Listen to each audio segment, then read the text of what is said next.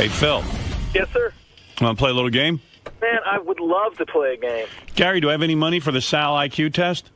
Oh, remember we talked about we're not going to make it a game? Oh. Phil, I don't have a game. Gary's right. It's not a game. Oh, that'd have been awesome. I appreciate it, though. Another time, Phil. All right, man. Sorry, I didn't mean to do that to you. That's okay. See you, Howard. Bye. Yeah, I thought I had a game. Usually I have one. But, yeah, we tried to turn this into a game. The problem is, Gary went in and said, I'm going to ask Sal, since, Sal's always goofing on me, I'm just going to go down and give him an IQ test, verbally. Maybe we can turn it into a game. So Gary did it, and he came back and he said to me, first of all, he goes, you can't make this a game. He doesn't know anything. There's no time he answered correctly? Well, once or twice. Oh. Like 3, I think he got 3 out of 25. Gary's prediction is that, Sal's going to, have, a mentally retarded IQ. He's worse than Gary the retard. Than Eric, anybody. Any of the Wagpackers. High-pitch Eric might be Sal. I don't know, but he seems intelligent when he talks and stuff. There's one aspect of the IQ test. I chose 7 or 8 components, and there's one that's general knowledge. And my belief is he got 1 right on that in that area, because the second question in that area, which is, pretty easy. I asked him on the wrap-up show the other day. They had no idea. Right. So I don't think he got any of the hard ones. So anyway, listen, this is Sal and Gary. But you should know that the other thing that's funny about this is almost all of these questions have been taken from quizzes that Sal's given to strippers. Okay. So he should know them because he came up with the questions. No, these are Sal's questions that he actually researched. He can't answer his own questions. No. Wow. And Gary at one point laughed so hard. Here's the one that Gary laughed hard at. I got to play this for you. This is just one of the questions. And Gary lost it. He couldn't take it anymore. Because Sal's answer is so absurd. And Sal wants to answer with authority and quickly that none of his answer, and it's the kind of answer that you... Does he even realize that these are questions he's heard before because he thought them up? I don't know. I don't know the answer to that. Probably not. But here Gary just loses it. He can't stop laughing. Listen to this. In what country did the Great Potato Famine take place? Idaho.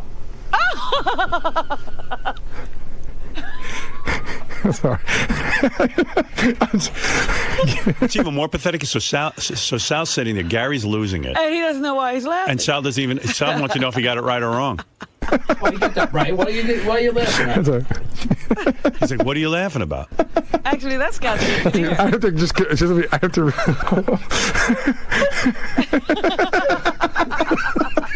Wow. I need a minute. That noise you hear now is Gary laughing himself in the face. He's trying to stop. And he can't. And now Sal's laughing because Gary's hitting himself in the face. And Sal's clueless. No idea why. Wow. All right, here we go. All right, so then Gary... I'll play you some of these. Gary says it's pathetic. Idaho, what country? Idaho. He had a double wrong answer. Yeah, I mean, you don't even know. It wasn't a country, and it wasn't the place where the potato famine occurred. Right. Maybe stop and think. They said country. You didn't know Idaho was a country? He seceded. Sal, come in here, you moron. I mean, really, what? How does he think of these questions and he doesn't know the answers? I don't know. I can't tell you what's going on. That's a sort of genius. You're like retarded. You're going to do terrible on the IQ test. I'm worried about you, man. I have money on you. Do you help your kids with their homework? Sometimes. Oh. What country had the potato famine? He said it so quickly, it just went over my head. I heard potatoes, and I recently watched a special on the History Channel about potatoes, and they were discussing Idaho. So no, you didn't. Yeah, I did. I watched about 10 minutes of it. Yeah, okay. And so you didn't watch it. I watched a fascinating show about potatoes. I flipped the channel once I saw it was potatoes. Yeah. Hey, Howard. What? Sal, can I ask you a question? Did the guy who administered the IQ test, did he laugh? he put out a big giggle at one point. Did he really? Yeah, but I thought he was laughing because he thought I was joking, and that really hurt. And then I kind of played it off like I was joking, and He asked me about a continent right away off the bat. A lot of those questions were geographical and historical, and that's not your strong suit. No, I'm prank call, songs, bits. He didn't know that? He didn't have prank call questions? No, I mean... Yeah, they didn't ask you how to get in touch with Tradio? Right, exactly. Right. If he did, I think I would score pretty well. Yeah. But I don't know. I mean, it really doesn't interest me. So if I'm stupid, I'm stupid. But at least I'm smart enough to, retain Should general knowledge be part of IQ in the sense that, in other words, let's say somebody doesn't go to a good school, or something like that. Well, that's why they always say they're culturally skewed, because if you're not exposed to this general knowledge, you can't have it. But, I mean, someone like Sal was exposed. Right. He would be in the group that was exposed. My dad used to pull me out of feral? My dad used to pull me out of school sometimes to go to work. All right. I know. The few days you were there, you should have picked up something, like Idaho's not a country. I picked myself up and got the fuck out. I just didn't, I don't know. Yeah. Well, actually, I don't even think general knowledge is part of the IQ thing. I think they do it and they give you a separate sort of as an indicator. So I don't know how it all works. We'll find out on Thursday. Well, I thought Gary set me up with that because those questions he asked were almost the same questions we ask on the show. Those are the exact same questions we asked. They're the ones you wrote, and you don't even know the fucking answer. Well, I'm talking about on the IQ test that I took, the professional one. There was no setup. Yeah, because those questions were hard. No, this was the setup, and you failed this too. No, the reason they sounded familiar is because they're general knowledge. I don't know. I thought Gary was goofing on me because they sounded familiar. All right. Here's Sal taking his test with Gary. What is the capital of California? Los Angeles. That's what I said. You're kidding. Los Angeles. It's not the capital. It isn't? No. I could have sworn it was the capital. And by the way, Jason was just telling me because he helped me put this. What is it, Sacramento? Right? Sacramento. Yeah. He's used that Close question enough. at least a half a dozen times in stripper quizzes. Right. So Not that one. You haven't used that exact one. Nope, New York, Albany. That's how I know That's that one. a different one. No shit, no kidding, idiot. No, It is a you've asked that to strippers. I've asked the New York one. What's the capital of New York? I never asked the capital of California. Capital of Los Angeles. And I don't live in California. What do I give a fuck what the capital it is? What two states border Washington, D.C.? Uh-oh. That took a long sigh. Washington, D.C. I'm bad at this stuff, too, Sal. Don't feel bad. Virginia and Maryland. You got that you got it right. You. Did I really? Yeah, that's right. I know that I lived in Washington. So. At this point, I'm thinking, okay, 1 and 1, because I didn't move the test around. That's how it went. I go, all right, he's going to do about half. He's going to get somewhere. You We're on a start to- roll. You start to think he's got something going on. I don't think he get another one right for about 10 questions. All right. What is the symbol for the Roman numeral 10? You had to have gotten that. What did you say? Let me hear. Let me hear. I and a V. Oh, fuck. You can't be that fucking stupid. In Is it what just order? a V? Is it just No, a V? is it- No, in what V order? is a 5. But wait a minute. Oh, in V what in the order, V in the I? What order do they go? The I and the V. I think I is 1, and then 2 I's is 2, and then 3 I's is 3. And then where do you go? And then is it V's of 4? I don't know. Who gives a just shit? said V I'm is not 5. Roman. When do you use Roman numerals in your fucking life? I don't know. What but time I is know it? It's I. What are you fucking nuts? You would be institutionalized. Yeah, but every kid learns it. But you don't need But that it is shit. sometimes written. You Even have as a to know. comedian, you ever hear the joke, I just went to the movie Malcolm 10? The guy, in other words, he saw Malcolm X and he thought it was a 10. Right. In that Right. sense, it's fun. I guess X Right. is 10. Thank X you. is 10, right. I thought X was porn. I don't know. Yeah, I mean, When I see X, I think of, pornography. all right, let me hear what else you got I don't wrong. know. What is a female deer called? All right, that you must have gotten right. What'd you say? A doe. A deer, a doe, female deer. Let me hear what you said. A doe. Oh, you got it right. You got it right, Gare. I think it's after this that the streak starts. Okay. I think Gary's falling asleep during that question. He forgot. Who invented the light bulb? Uh-oh.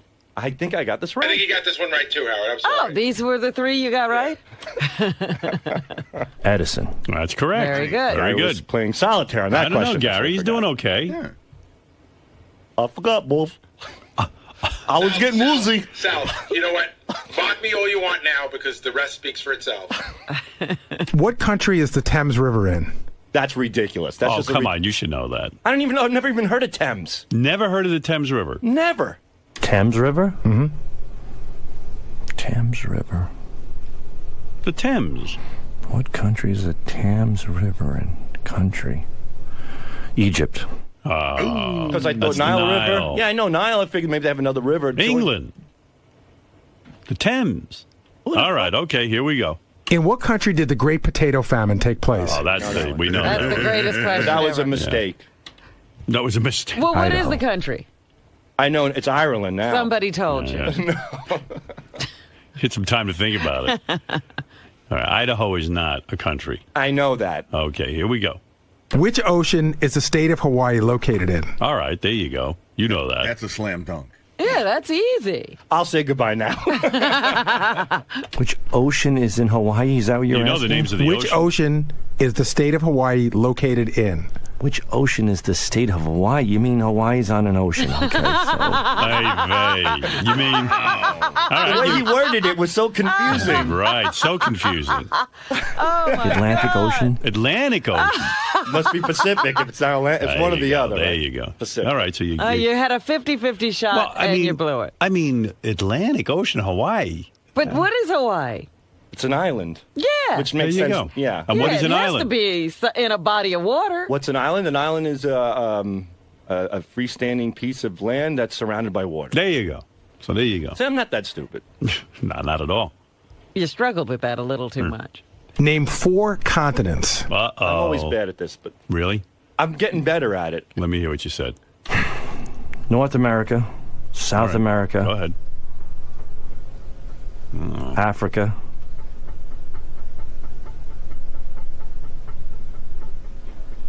Brazil. Well, Brazil's a country. I used to think it was Tokyo, Mexico, from a rap song, and then someone told me that wasn't true. So, Right. Yeah. All right. But Brazil is in I know. where? South America. You already named that Right, continent. but I couldn't think of anything. And Well, you figure might as well answer something. Right. All right. Who Never was the heard of Europe? yeah. Asia? What about it? I've been to Italy, Robin. What's your point? Australian?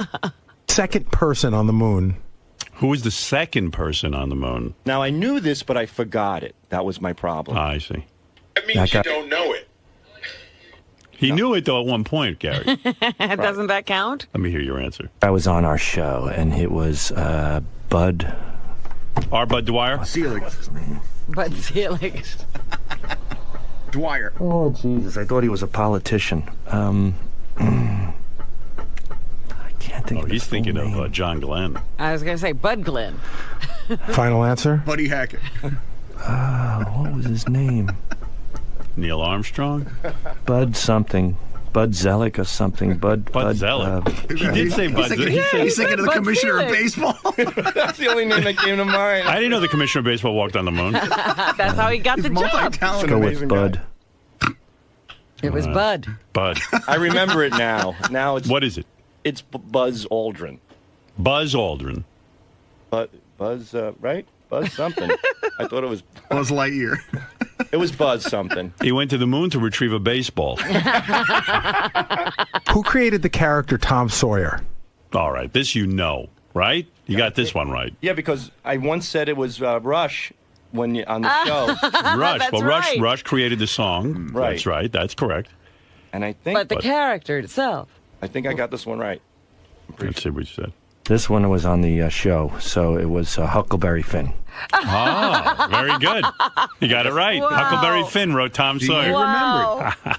What about Mark Twain? One fictional character created another Twain. fictional character. You ever hear of him? Yeah, Oh, you have heard. You used to know that too, I bet. I used to. How It was about a long- Huckleberry Hound? Well, you don't know a lot of shit. I don't need to know this stuff. All right. You know you don't. You're doing just fine. Thank you, sir. A bicentennial marks the passing of how many years? Uh-oh. This is easy. You got it right? Sure. Okay. Bicentennial would be, I believe, 20 years. Centennial's 10 twice by. Oh boy. That ain't right. Wow. Cen is centennial. Centuries 10. Centennial I thought was 10. Century is 10. Century's 100, right? Right. Centennial's 10 So then. 100. It's 200 years. Yes. Ah. See? You need Robin to help you. What is the northernmost state in the United States? I bet you I know what he said. Canada. No. Canada's not in the United Arctic States. Circle. Hear what you said. Washington. Or, yeah. Is that right? No. So either that You said it. It's not right. Well, I was either thinking that or California. So if it's California, I got it right. Well, which is higher? Which is more northern, California or Washington? Well, now I'm going to say California because you know. You don't know what the country looks like. Judging by the way you guys are reacting, maybe it was right. Maybe is Washington right? Did I just? I'll stick with Washington. Washington's good enough. Okay, good. Well, on the continental United States, that is. Right. What sport is played on a gridiron? Wait a minute. Because it's Alaska would be the north. Yeah, we didn't answer You know him. that. Oh, I'm sorry. But this is a question, that was one of the ones that Sal's used many times. Not the northern one. All I remember is that one time you had a map out there. Gary got them from you. No, not these, Howard. I know my questions. I know the answers to my questions. Okay. You don't recognize any of these as your question. No. What sport is played on a gridiron? Uh-oh. Never heard that. Not into sports. A gridiron. A gridiron. A gridiron. A gridiron. A gridiron sport. I'm not into sports either, but I know this. I'm not into sports. Soccer. Soccer? Douche. A lucky guess. Football. Football? Yeah. I don't see a gridiron there. I see a bunch of straight lines that go Never across. heard gridiron? Never. Never heard that? Never. Gridiron. Well, what about soccer is a gridiron? Is it a gridiron? It's similar to a football field. All right, look. I don't know. You're having a lot of difficulty. But you're asking me things again that I'm not interested in. That Well, yeah, I'm not interested in football But either, but I have a they general really knowledge. are general I know knowledge. other things about football. Do you ever hear the expression like a gridiron great? Like, they go, Frank Gifford was the great gridiron, something like that. All I know about Frank is he banged some chick in the ass, and you guys... He didn't bang her in the ass. You don't even know that. Oh, he tried to. He wanted to. Wanted to. She didn't want to do it. Right. Okay, there you go. Shall we? And that was... My dear. Shall we, my dear? Benjamin Franklin is one of 2 non-presidents on U.S. paper currency. Oh, no. He's on the $100 bill. Who is the other? That's a good question. Benjamin Franklin is on the... I think I'm having difficulty drawing a name up. Why am I having a problem with that one? I don't know this one. Yeah. You see? We're all in the same boat. I'll admit when I don't know one, but this is the first one that stumped me. What's the answer, Gary? Lincoln, Washington, Jefferson. Hamilton. They're all presidents. Was Jefferson a president? Yeah. Yeah, right. Lincoln wasn't. On a paper bill? Mm-hmm. Paper currency. Jesus Christ. What's going on with the audio? Lincoln. Jesus. I don't blame you for I can not think of that getting this. may not have been. I'm going to just say Jefferson. But how about saying I don't know? Well, he always takes a guess. Yeah. Makes it a bit more interesting. Then when he comes up with Idaho and shit like that, it's funny. Well, no. Those he would have just... Right there, he knows he doesn't know, but he can't say I don't know. Right. I know somebody on the a coin that wasn't a Sacagawea was on the dollar coin. There you go. She wasn't a president. What newspaper's motto is all the news that's fit to print? You knew that one, right? Yeah. What'd you say? New York Times. Good. Okay, so you got that You right. got 4 right. New York Times. You got 4 of them right. Not too shabby. No. Way to go. Your IQ should be around 40 so far. 10 more than I thought it would be. Yeah. All right. So we get the idea. We know you don't know a lot of stuff. You That took doesn't Sal over Richard? Yeah, I did. I wonder how many of those Richard could answer, honestly. I don't know. Yeah, maybe we should have given Richard the same test. Right. Well, we're going to find out Thursday anyway, so That's you'll be either true. vindicated or just shamed. Is that the end of the CD, Howard? I don't know. It's enough. Shamed. We know he doesn't know anything. I'm beyond shamed. I sold my humility years ago. I mean, forget it. Right. You know, but I'm proud You of the sold your humility? Yeah, to He the sold his devil. humility. I have no humility. To Sacagawea. My dignity to Sacagawea. All right. You better go. My brain is scrambling. You're kidding. You're trying to think, but nothing's happening. Oh, Howard. I like that he was a stockbroker. I will never listen to a stockbroker again. And I was he successful did as a pass stockbroker. a test. I know. Yep. I gave Gary an opportunity to make like $64,000 over the course of a week. He passed on it. Right, and then how many opportunities did you give me that didn't make money? Everybody remembers their biggest success. No, that was it. You just stopped with me. This idiot, I'm prank calling him, calling the horse-tooth jackass every day. And then I actually called him up on a whim to see if he would open an account, and he did. He actually opened an account up. How do you? And then I said, what am I doing? Right. Because Stuttering John goes, I told you, he's crazy, but he makes money. So I opened the account, and then I go, I'm not giving him my fucking money. I'm out of my mind, and that was that. Yeah. Yeah. Well, you think he beat you down for it?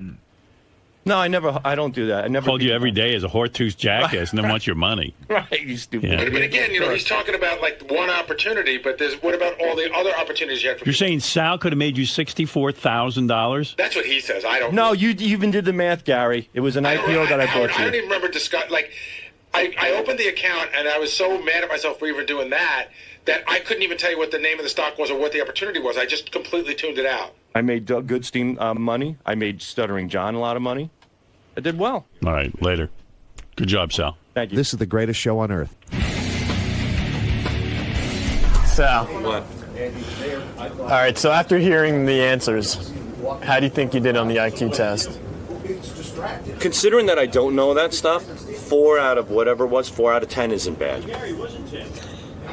Really? What are you laughing at, Lisa? I like the way you make yourself feel better. Now, you really... What's there to feel bad about? You really don't remember hearing those questions? Those questions I never asked. Gary says those are the exact questions you asked. What's Gary doing? Gary's busy sleeping, playing solitaire, sport, leaking out of the garbage pail. What is it? He doesn't pay attention to what's going on around here. If he did, he would know. Come on. Get it. You put this guy in charge? And you want something legitimate to come out of it? Listen, I might not be that bright, but I'm smart enough to stay awake at work if I'm producing the best show in the world. Was that your update sheet? Yeah. That was dumb. Yeah. Laugh at that, Lisa. Giggle, giggle. Are you a producer now? Yeah, I'm going to produce my foot in your ass and get you out of here.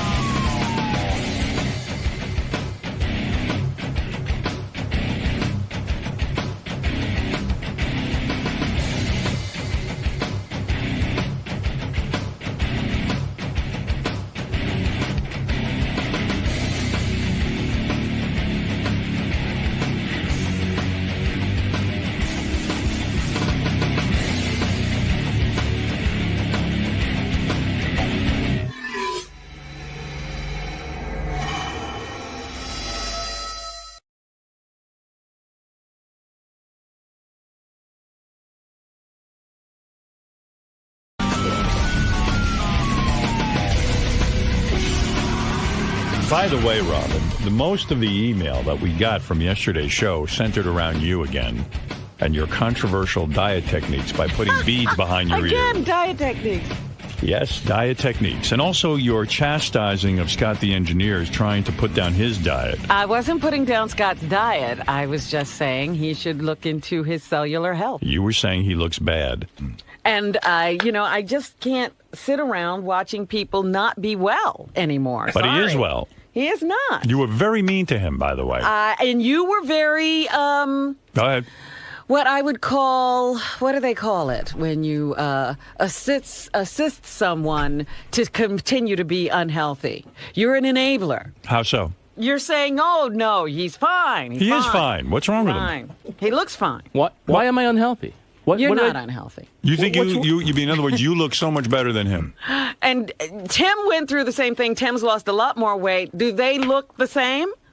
Honestly, yeah. I don't think Tim looks that good. Tim looks wonderful. He's got beautiful skin. Tim walks around here like he's in a coma. Are you kidding me? I agree with Scott. Every one of you wants to portray Tim as suffering. Everything that you do is perfect. Tim has rosy cheeks. He has come on. tight skin. You he look has good a 'cause of beautiful genetics. jawline. You have well, good where skin. did Tim get it from? Tim doesn't look good. Tim's skin isn't sagging. Yes, it is. Tim doesn't have a pallor. You don't listen to the conversation behind Tim's back. I don't care. I can see Tim. Everyone says Tim looked better fat. Well, he might be one of those people. Am I right? Does anybody else speak up if I'm telling us not the truth here? Did anybody else heard this? Who says that? I've heard it. I've heard it too. You heard yourself saying it. I didn't. I actually, well, he looks a little less alert. Yeah. Oh, the rap on Tim is ever since he stopped eating. You can actually see his eyes. Ever since Tim stopped eating, there's a vacant look in his eyes. He can't really focus. You guys are so funny.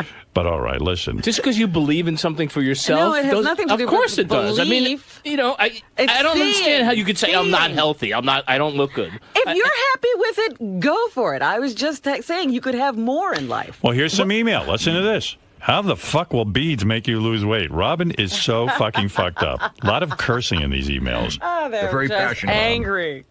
Here's a guy who says, hey, geniuses, you want to know how to lose weight? Consume fewer calories than you burn. Beads behind the ear. There's the genius. Crazy. He goes, Robin's crazy uptown New York bitch. Oh, man. Uptown. Why don't you get those beads? People. But by the way, someone sent me an article about these beads. Fat-burning beads banned in UK. You should. Do you have your beads in? Fat-burning beads. Yeah. Do you have your beads in today? And they're on. On? Are they on you today? Yeah. Okay. Fat-burning beads banned. There's been a victory for the advocates of a rational approach to health and fitness this week, as a company that has been marketing fitness beads has been forced to stop marketing. This is not the same thing. They're calling it snake oil in the United Kingdom. The company claimed that wearing fat-burning beads caused automatic weight loss. The company was preying on people who are overweight and willing to try anything other than strict diet and exercise to trim the fat down. This comes with a diet. It doesn't say that the beads themselves This does too. alone will make you thin. In one advertisement, the company claimed... But I'm not advocating anything. I said I was trying this for myself, and I never mentioned it. So don't say I was advocating or promoting Listen to this. anything. The beads are placed behind the ears, and this is supposed to magically melt fat. The company behind the fat-burning beads... This person says, and I haven't even told you who the person is. They have promised to stop mailing their product to United Kingdom addresses. This is all banned. The company used the principles of Chinese medicine. Isn't that what this company's telling you? That's what they say. And acupuncture... But again, I told you I was checking it out. I don't tell anybody to do anything. Listen, I'm telling you, you're in with the wrong crew. Listen to this. The company... I'm not in with any crew. Just listen. The company used the principles of Chinese medicine and acupuncture to help market its magic beads. Take those beads. Dr. Wu? Wait a second. It might be. Let's see. I don't know. Hold on. I'll tell you. That's not the name. I'm making it. Oh, they have names here. I'm kind of keeping them off because it's based in Hong Kong. They claim that the beads manipulated acupuncture points behind the ear, which induce a fat burning without diets, exercise, or effort, and that customers can lose 30 pounds of fat in 1 month just by wearing Again, the beads. he says without exercise or effort or dieting, and that is not the case here. Alternative medicine does have some useful tools and remedies, which can help relieve stress and tension as well as treat some minor conditions, but there are no remedies for being overweight other than changing diet and exercising. All right, well, anyway, listen, good for you with your beads. You want to keep them in, keep them in, but I'm just telling you, at least I'm saying something. All right. Oh, now he says something, but I don't need any help. I'll take the heat off Robin here. Not that I ever needed any help. I was always searching. The fat-burning beads, though, are banned in England. They said enough. What, just because they think it's a con? Yeah. Oh. Yeah. That's exactly what they think. Just because of that. I mean, it's not doing anything. It's not doing anything physically to you. It's just people were complaining that somehow they weren't losing weight from their beads as they were eating their 5th chocolate cake. Right. Well, again, to say that you are going to lose weight by rolling some beads behind your ears is ridiculous. Right. Well, that's what I'm trying to tell you. Now, enough of Robin. Going to let her off for a few minutes. Oh, who do we move to now? Let's go to Yucko the Clown, who wants to weigh in. Okay, Yucko, you're up. Yeah. You know what? I'm glad she got rid of the beads. Here's an idea. She didn't get rid of the beads. Well, tell her to get a matching plate, put a plate in her lips so she can see how much food she's eating. You crazy bitch! Oh, my goodness. Yucko has it in for you lately. He does? I don't think so. I mean, that's the first time he's mentioned me in a long time in all of his fights. He's been fighting with Gary so much. Maybe I'm confusing you with Gary. Naomi, you're on the air. Hi, good morning. I was on this diet also, Robin. You're with not the beads?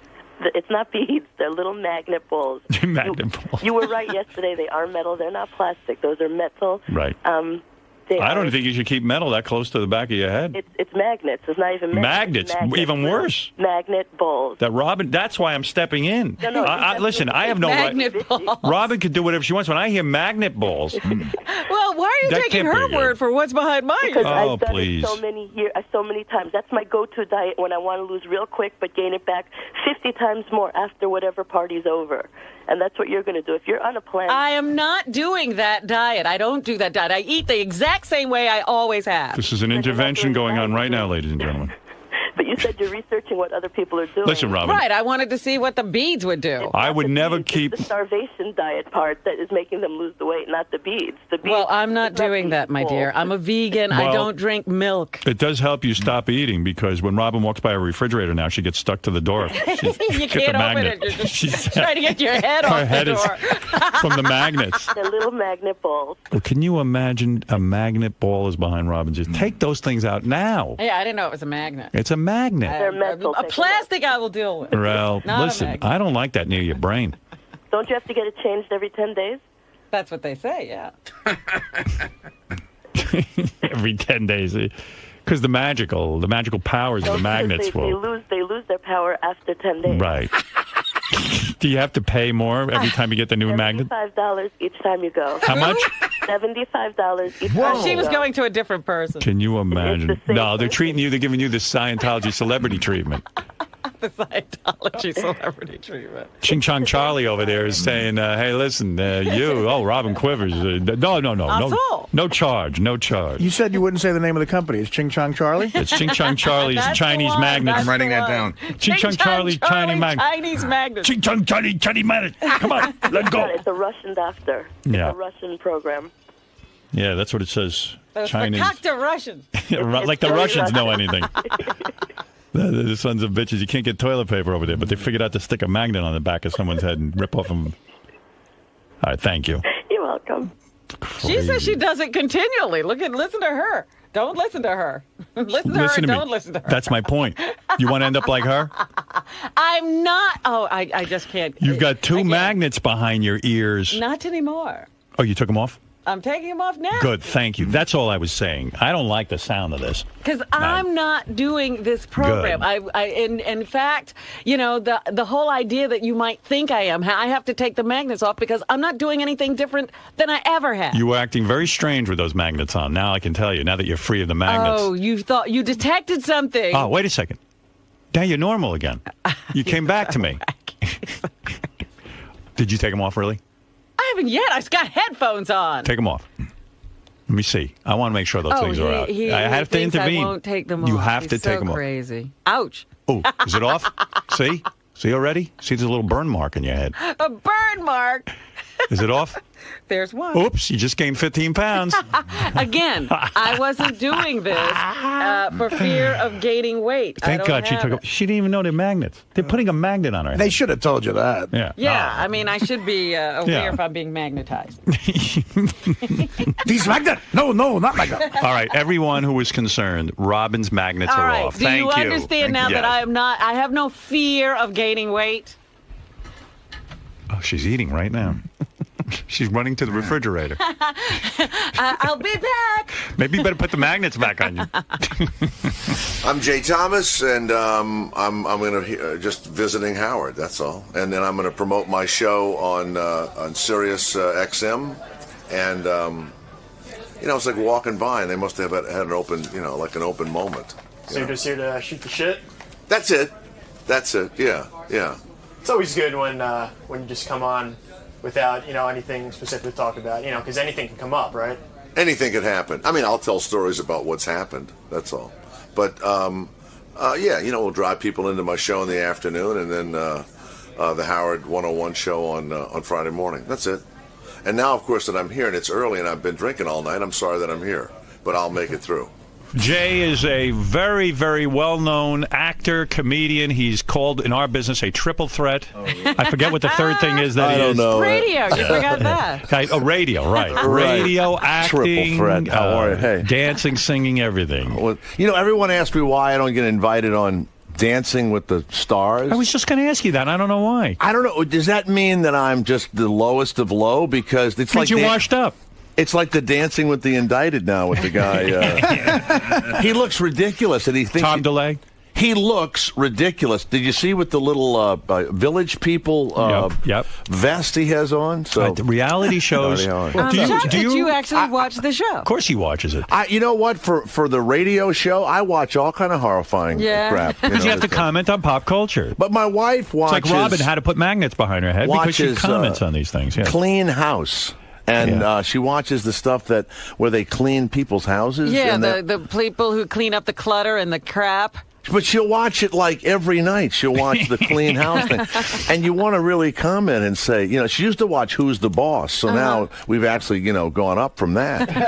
Hasn't this hurt she likes those cleaning shows. Hasn't all of this, the way television has changed, hurt your career in a sense? It used to be sitcoms, acting work, which you're very good at. And you were on many sitcoms. You were on Mork and Mindy. You were on Cheers. Well, it killed the sitcom. It killed it, right? You know where the sitcoms are? They're on the Disney Channel. So what are you going to do now? There's less work, right? I mean, you want to act still, but where does an actor go? It's all reality show. Like you say, you'll have to go on Dancing with the Stars very soon. The other thing is there's independent movies, so there's hardly any money going on there. It's just an odd time. I don't know what's going to ever happen, but I was, this movie, Big Fan? No. With Patton Oswalt. It's the Giant Fan thing, yeah. The guy who wrote The Wrestler. They made the whole movie for $300,000. The whole movie. So that's terrible news. So nobody's getting paid even. Nobody's getting paid. Right, nobody's getting paid. There was a time when you did, even Mork and Mindy, you got a lot of money for that. You quit your radio job. You went off to do Mork and Mindy. There was big money in television. Right, ridiculous. They would start you like $10,000 a week, like starting salary. You would get that. Was that what was happening on Mork and Mindy when you went out there? You know what? I went out there and you were making good money in radio. You were on WXLO. I was. So I go out there and I make a deal for like $10,000 a week or whatever, and it was huge money. And we're having a big time and all. And so when they want to fire you out there. Yeah, they don't fire you. They like cut your salary and lower your the shows you do. So I didn't have an agent for some reason. I wasn't with Don, and I was in between agents. But I had $10,000 a week. I didn't care. Who cared? And I did the Love Boat. I remember the Love that Boat and all that. So. A guy calls me up and he says, well... when I would hear you were doing the Love Boat, I would tune in because, you were a radio guy. For me, it was mind-blowing to me. Making it. I said, here's a radio guy who got out of radio and he's now on a sitcom. You were my hero. What's her name? Marcia Brady was my love interest. What's her real name? Not Eve Plum, but the other one. Maureen McCormick. Yeah, right. Maureen. Yeah, Maureen McCormick. So they call me up, to go and do an episode of Love Boat. So I go to her house to learn the lines or whatever. And she comes out with little short shorts and a T-shirt and no bra. And I'm in Hollywood. Look, I'm thinking, man, this is fantastic. Right. So we do lines. And she was cute back then. Yeah, and then you read a book. She was doing blow and she was screwing people. Not me. Nobody screwed me. Nobody offered me any cocaine. You missed all of that. I'm doing the wrong lines with her. You mean you went over her house to rehearse your script on Wilshire Boulevard, and she comes out in little short shorts and no bra. we go over the scenes or whatever, and it was kind of a sad movie. She dies in a television show. She dies in it. In Love Boat? She died in Love Boat. Right. Well, look at the ship's doctor. I think they the guy from Get Smart. Isn't that sort of an unbelievable plot when you think about all the people dying on cruise ships now? I mean, everyone disappears on these cruise ships. You know what's funny? No one died back then on cruise ships, so they were keeping it quiet. Right? It was sort of like a crystal ball, that show. So I go to the thing and I read with her, and I think we went to dinner or whatever, and so we get back to the set, and then they introduce everybody, and I think that they must have messed up the parts because there was kind of a handsome guy there, and he was playing a sleazy gangster. So they introduce the cast, and they go, playing the beautiful ingenue today will be Robin, and everybody, claps, and you remember our other cast, and then they name the handsome guy plays the sleazy guy, and they go, and playing the handsome architect from Denver, Jay Thomas. I swear to God, everybody pause. Like, what's wrong with the casting department? So I'm going, Jesus, I think I was supposed to play the sleazy whatever. So I'm the handsome architect. So they have a fan and stuff, and blowing your hair, and you're by the side of the boat, and I don't know. I had to kiss her, and she's crying, and she's dying, and I love her, but she's dying, and we run up these stairs, and we go off set, and it's in a dark little room, and you have to stand there until they yell cut. And I never did a thing to the woman. We I kiss her, and she runs up the stairs, and I go, wait, and I run up the stairs with her like that. And when I get into the little room, she turns around, and she goes, "Don't touch me!" And I go, "I wasn't going to do anything to you. Nothing. She goes, "Well, don't touch me." I went, and now I'm in a little tiny room, and they haven't yelled cut. I said, I wasn't going to do anything. I'm acting. I don't know what I did or what the deal was, but when I used to kiss these women on TV, you didn't know if your tongue had to come out or stayed in or whatever the deal was. You weren't trying to be a brute. You were just trying to act. You were acting the scene. I tell you who I did hit on. There was. Did you use tongue when you kissed Maureen McCormick? No. No. If the woman tongues you, you're allowed to tongue back, but you can't. Right. That kissing of a woman in a movie, and I only did sitcom kissing. It is odd. It is strange. What? Not to get Sarah Jessica Parker, I kissed once. Oh, no kidding. I played a really sleazy guy, and I was looking at a house with her, and so she says, "Well, you could make the deal for this house." And I go, "Really? You can make the deal?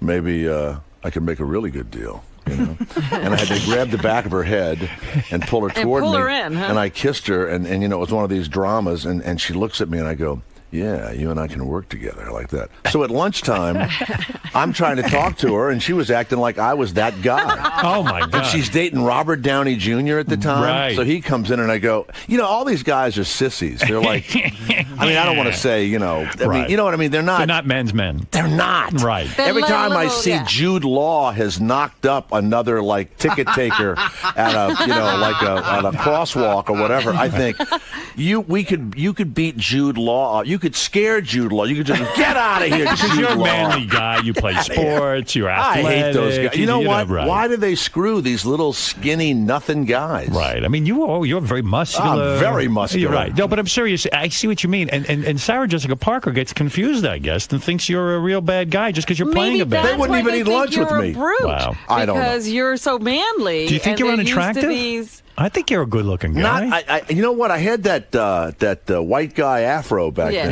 Sure. I don't know. I think maybe I'm overbearing. I was overbearing. I think I looked like I was up to something at all times. You look shifty. I look very shifty. You do. So, I mean, look at the career you've had. I mean, you've really done a lot of. You made out with Sarah Jessica Parker. That's right. You've done a lot of important things. Wait, you were about to tell us a story about somebody you made out with. Maybe it was Sarah Jessica Parker. I don't know. No, you were saying there was somebody that you hit on. Yeah, you hit on somebody. Yeah. I can't think of her name, but she was around when I was doing the Love Boat, and she was on the set, and I actually did hit on her. She was an actress. And I put my hand on her. She married Clint Black. What was that woman's name? Oh, she was cute. I know you mean a blonde girl. Lisa Hartman. So she's there. Go ahead. So I go, I'm going to hit on her. Well, she's not in the show. Right. I'm going to hit on her. Right. And she had a really hot car, I don't know, a BMW or a Mercedes. And she's sexy. And so I lean on the car, and I do my hey, how's it going? And she looked. How could a girl resist that? And so she says to me, could you get your hands off the car? You're putting your finger marks on it. She wouldn't even let you touch her car. And she ended up with the big, tall guy that was on the Michael J. Fox TV show. What was that? Let me think. Who was that? He played the mayor. Big tall. Barry. Barry. Somebody. Bostwick. Barry Bostwick. Didn't she end up with him? No. Were you angry that? I think that was his girlfriend. She did date him. Were you angry that she wouldn't even let you touch her car? I mean, it was awful. You know what else? Were you very grateful when you met your wife? I mean, that she was. I only dated townies, even in radio. I never, I tell you that I used to work at stations, and I would, screw every woman in the building. You worked at a lot of radio stations. I worked at a lot of stations, so I'd hit on the secretary and all that. And so early in the morning, there would always be a woman in early in the morning, and I'm out in the middle of nowhere working the morning show, and I would start hitting on her, and before you know it, we would screw while the news was on or something. Sure. Oh my God. In the building. In the building in the morning. Wow. Now, you had a wilder radio career than I ever did. I mean, I was wild on the air, but off the air, you always had a wild thing going. Everyone says about Jay that he was always wild. You would fuck girls during your show? Yeah, during the news. I even did it in New York at when I was XLO? nuts. Yeah, 99X? 99X. And so... Gee, I thought you were such a clean-cut guy back then. No, there's nothing wrong with it. You have a show with half-naked women in here. I'm telling you, I get laid, at the building. How did you work that? Like, in other words, when you were at 99X, which is a top 40 station, and you were the morning man, that was a big deal. Right. Did you feel also at KTU? Weren't you nervous if you fucked a girl during the show that like you wouldn't get back in time to change the record? Well, we had news, right? Yeah. I would, but I'd have to go in. 5 minutes. 5 minutes. And to the second. This Am I is correct? romantic. And you know what? I don't think there was a girl like who was the receptionist and say, "Quickly come back." It would usually be a woman that would have to come in early and do the logs or something. Fill out something traffic or other. Girl, yeah. Traffic girl would be the traffic girl. Right. Well, and I always thought no one knew it. Of course, everyone knew what I was doing. And the way that I finally got caught was when I would put the girl on the desk. Mm-hmm. It was somebody else's desk. And apparently her ass would leave a mark on the papers on this person's desk.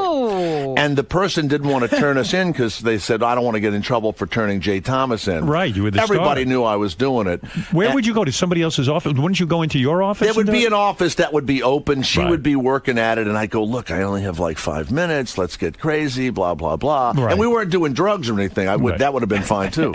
But and so you just get on the desk or, you'd have oral sex or whatever. So when I heard you doing these shows, who knows what was going on during the news? You might have been banging somebody. I didn't do it like every day. Right. But it in the happened a lot. Carolinas, I did it a lot. No kidding. It was a lot in the Carolinas. So you had a real radio career. I would have women come in sequestered. to win tickets, and we'd have sex in my office, and I'd give them tickets to concerts. Good Lord. No Sometimes kidding. they'd left their kids out in the lobby. That was always the bad That one. would be strange. Yeah. Boy, how many girls you figured you've had in your lifetime? When I see those numbers, I was a disc jockey, and I would have been like a guy that owned a trucking company if I hadn't been a disc jockey. Yeah. So it was a lot of women, but not to brag about it. And they always had a good time with me. Right. Yeah? I always had a great time. Yeah, You of had a course. great time. Listen, you're Jay Thomas. Yeah, but after a while, your brain gets a little soft because you don't know why you're having sex anymore. Well, I can imagine, Yeah. I guess that's kind of how people thought I was conducting myself off the air. But, I got married very young. And You were married the whole time. I was married But you the whole don't like time. to go out.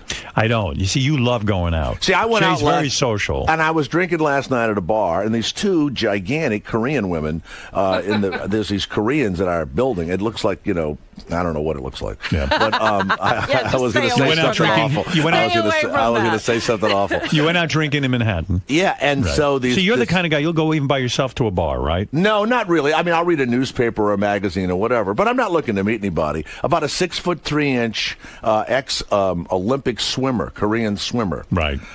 Found me cute and animated, and the next thing you know is talking to me in the bar and all. And, of course, everybody thinks, I did something. But what's funny about being on TV and the radio is it was like having big tits. Right. You walk into a bar, and you don't have to hit on anybody. Right. They come to you. And they'll Right. whisper, even if you'd like the slice and dice guy in the middle of the night, he used to get laid. That guy, Ron Popeil. Right. He used to get laid. You remember him? Right. Ron Popeil, who would sell Anybody the infomercial that's on stuff. TV gets laid. Fame is an amazing thing. It's as long as you're stupid, though. somebody. Because you know what it is? Women trust you. They say, well, he's got a good job. It's like they know you already. Right. So they seem to feel you're past safe. a certain barrier. The combination of fame and blow, that's a big one. The one I love is when they don't know who you are, and then people recognize you, and in about an hour, they're going to lay a guy that they didn't know who he was. That's right. But now other people have recognized him, so I got to get some of this. Right. See, it's amazing. You were very smart in your career because there was a point in time, especially when you were up and coming, that you were single and you got to take advantage of this fame. And But wasn't it uncomfortable around the state? I mean, were you screwing different girls at the station? Yeah, the worst one was 99X. I think I would go WXLO in New I would York. go into different offices, and I'd get off the air, and I would go, and each one, they had one woman that spoke in tongues actually, and I don't know what she was ever saying. Were you picky at all?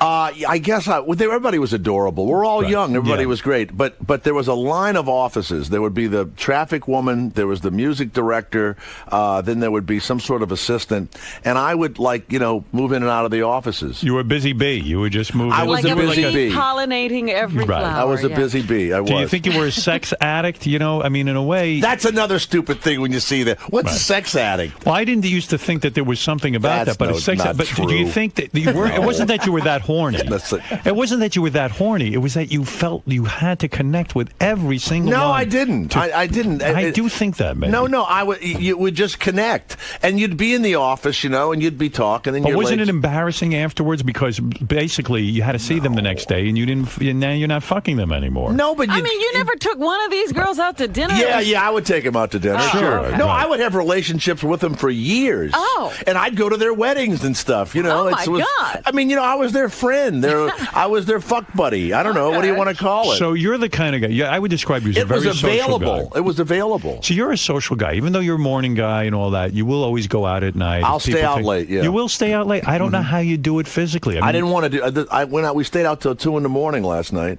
and I said, "Jesus, I got to do Howard. This is stupid. Right? But you do it, and then what do you do? You don't care about sleep. You don't get sick a lot from not sleeping. I don't get sleep. No, I don't get sick. You don't get sick because like for example, Monday night, my wife's out of town. And I get a call. I got a call from. Isn't that in the paper every day now? Yeah, I got a call from Steve Martin. You know who Steve Martin is? You mean the comedian? The comedian. Steve called me up, and I'm friendly with. I've gone to dinner with Steve. Do I know who Steve Martin is? I don't know who you know. You're so busy fucking. So you might have missed him. You were busy with the Love Boat. But he's boring, Steve Martin. No, a terrific guy. But that's not the point. I'm not here to debate the merits of Steve Martin. Yeah. I think Steve is a genius. But so did you and Steve get together? No. So Steve called me up. He says, "Hey, listen, we're going to dinner with Ben Stiller and his wife." He says, "I think Beth's out of town, but would you like to join us?" Now, Jay is a smart guy. He would say, "You know what? Let's go." In fact, they were even eating early, 7 o'clock. 2 seconds, I'd be there. Right? Because why wouldn't you? I said to myself, "I'll be sick. It's too late. I've got to get to bed by 9 o'clock at least. I need to organize for the show the next day. I'm completely focused on this fucking show." It was ridiculous. I know. But by this the is way, how I think. When you get it, I mean, I have to listen, and you're certainly great, and they pay a lot of money, but this is not difficult to do. Well, I don't know. I mean, you had the women in here taking their clothes off and answering questions, and Sal, and come on. I had to craft that. I had to get people naked. You weren't doing Benjamin Button in here a few minutes ago. I feel I need to be focused for the show. Well, you're stupid. You shouldn't do that. That's silly, right? I should have gone to dinner. Go to dinner. Right. You live. You know what? What you really have to do is stop being like that. I don't know how else to tell you. But maybe that's why I'm so successful, because I'm so focused on the show. Don't you think? No, it would make no difference at all. Look, drunks and drug addicts who stayed out all night were hugely successful, Is that right? Lenny Bruce was on heroin. He was very successful. Extremely successful. If Steve Martin had called him, he'd have gone out with him, So your advice to me is to pay less attention to the show and get out and do your come thing. home at 9 o'clock. You'll be fine. Go to early dinner and come home. Right. But what it does is... I wake up tired. I need my sleep. This is all, but you program yourself. Do you hear what you just said to yourself? Jay has he has a good attitude. Jay says, "I'll go out and have a good time, and then I'll get up Look, and do I was the show." tired this morning. I'll take a nap later. Or You'll rally. I'll figure something out. Yeah. Who were you out with last night? You went. I went out bar. with the people from my show. Okay. And we were having a nice time. But I was. Is that nice? Did you at some point get very fatigued and say, "I can't talk to these people anymore. I'm exhausted from talking. I just want to be by myself and But think." he doesn't see them that often. You don't. You guys don't work in the same. No, but I stayed with them for 45 minutes, and then I talked to the Korean women for a while. Then I went across town, and I had dinner with somebody else, and I do it in like 1 and 2 hour little segments. Really? And then when I came back, somebody called me, and they said, "We're at the vodka bar," and I go to the vodka bar, and I said, "I'm only going to stay an hour." How much drinking do you do when you do this? I probably do 2 or 3 drinks a day. Either wine a day, every day, every single day. Yeah. Wow. Something or other. Boy, but you're having a lot of fun, aren't you? Because I've always, but I'm from New Orleans. That's a whole different deal. I don't feel that connected to people. I get exhausted from talking to people. I get tired.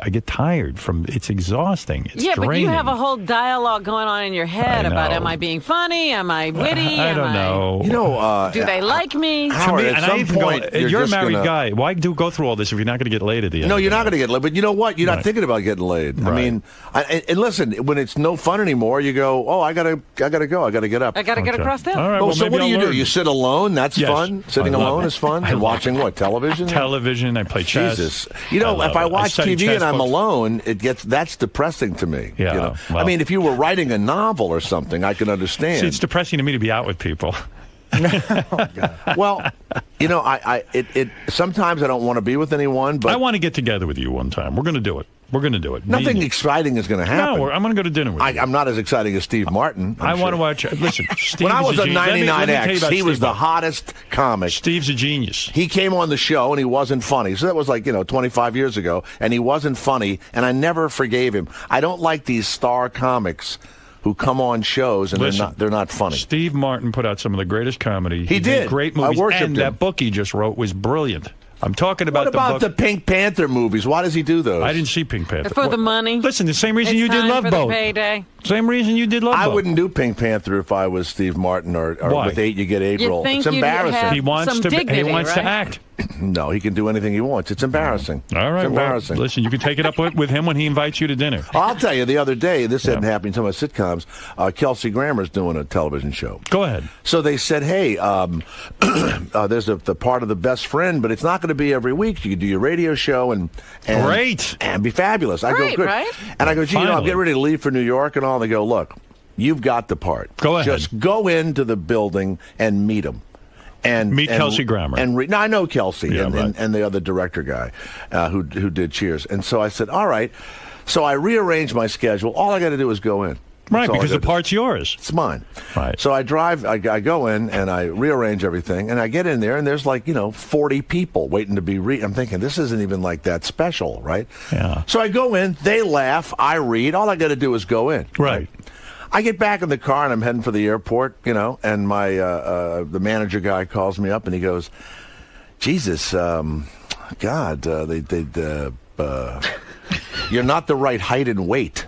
Oh, stop They said, it. you did a great job. They always say, you did a great job. But I said, what are you, crazy? They know how tall I am and everything.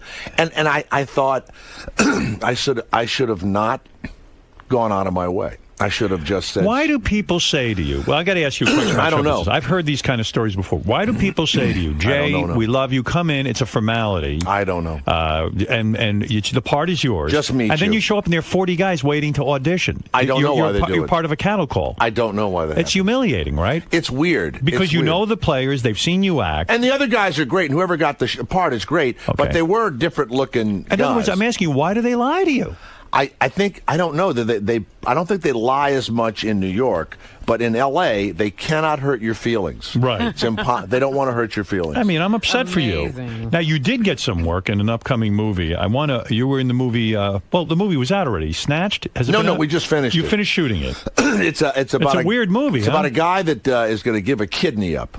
And he goes in to give a kidney up to his brother-in-law or something. And when he wakes up, he has a vagina. They botched the operation. They botched the operation. Wow. Now, And Andrew McCarthy stars as the guy who loses his... everybody laughs at it. But a guy from my high school wrote it and called me, and it was an easy deal to make. And then I got another friend to Did you direct get paid for this one? Yeah, it was I hope? really good. It's really good. So we go to New Orleans. We shoot it for a month. It was fun.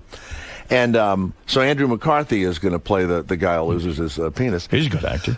So I play the lawyer, and my line is, I smell money, and I'm on television, I smell money, and I see his vagina, and I really smell money, But I was watching him the first day, and it'll hit you sometimes when you're doing kind of a weird movie, and it hit him, I think, the first day. He was playing a guy who had a vagina, Right. and I was sitting, and I was being really quiet, and I'm thinking, yeah, it's hitting him. It's starting to... He's realizing this is not... He's thinking, I'm playing a guy with a vagina. Yeah. How is this going to go? Right. Right. But everybody laughs at the premise. I It's don't a know good premise, but... it is. Yeah. But it's called Snatched. Snatched. All right. Well, I like the title. I like that you're in it. I will go see it when it comes out. Good. I'm sure you will. And recently... Will you go see it, or do we have to send you Send me a copy. Sure, I won't go anywhere. You never go to a theater, buy a box of popcorn, and sit with people. No, I do. I do. I do When that. was Do they the last bother time you you? did that? Do they bother you? I when can't you go remember out? doing it. People go out. Do they surround you like you're a monolith of some sort? No, it depends on where I am. There was one day, the other day, things got overwhelming. I was walking down, I was trying to get to 53rd Street. Were you alone? Yeah. Okay, good. I was trying to get down to 53rd Street. Well, what happened was I was in a limo. President Obama was in town. It was awful. And I couldn't get down the street. So we were going to watch a movie at the Warner Brothers screening room. I got out of 57th. I walked down the street. No one bothered me. I got to 53rd. Then the cops stopped me because they wouldn't let anyone through because Obama was going to do Letterman. Well, then all hell broke loose because I'm standing there now. The cops won't let me through, and there's about 500 people waiting. You're stationary. I'm stationary, and that's what did me in. Then you're surrounded. Yeah, and I said to the cop, give me a break. Come on, huh? And it looks like little Lilliputians around you, right? That's right. I'm a tall guy. So now, how long are you going to keep the hair thing? I'm going to keep the hair as long as it keeps on top of my head. What do you mean? There's a point in time that it's... Is my hair too long, you think? When you get a certain age, I think that the hair... Do you think it looks silly? Yeah. You do? Really? I do. I think it was still looking good, but you might be right. I mean, not you that I might be can have right. really long hair, but I keep it short. I mean... Well, you have no choice. You don't have that much hair left. I don't have that much hair left. I've got the hair. I know, but it's... Have you ever seen my face? What are you looking silly about it? What do you mean? Have you ever seen my face without the hair? Now, you know what? It's like the over-the-hill rock stars. It's like... I saw Gino Vanelli He recently. might be right. You know Gino Vanelli? You remember Gino Vanelli? I remember him. So I'm at the Harrah's Casino in New Orleans. Yes, I was gambling there. Right. And I was doing a burlesque show there also or something. So we're having a big time. Gino Vanelli comes in the restaurant, and he still is trying to have the hair, that Gino Vanelli hair. Right. And he looks ridiculous with the Do hair. you think I'm at the ridiculous point? Not ridiculous. Not yet. I've gotten way shorter. I've shortened my hair. In fact, I'm getting a haircut today, and it's much that's shorter. Good. It is shorter. It is shorter. So I think it's appropriately short. It's not. It's not. It's not like the traditional haircut. It's a little bit of a. And you have no gray hairs, or is that dyed? No, not dyed at all. I do have gray hair, but I'm not coloring my hair. Okay. I'm not doing any of that weird shit. No, you know what? I mean, I don't want. I know it's probably going to send you into some, therapeutic tailspin. I'm already there with your hair. But I was just wondering, how long do you? I mean, do you go all? You're like, will you be 70 with the long hair? I don't have the answer for you. A silver ponytail? Will you have that? That's the one I like. If you notice, my hair's gotten shorter. It has, and it's getting shorter. I'm starting to move into that area where I make it shorter and shorter. Right. Beth likes it shorter. And that's the way it's going to be.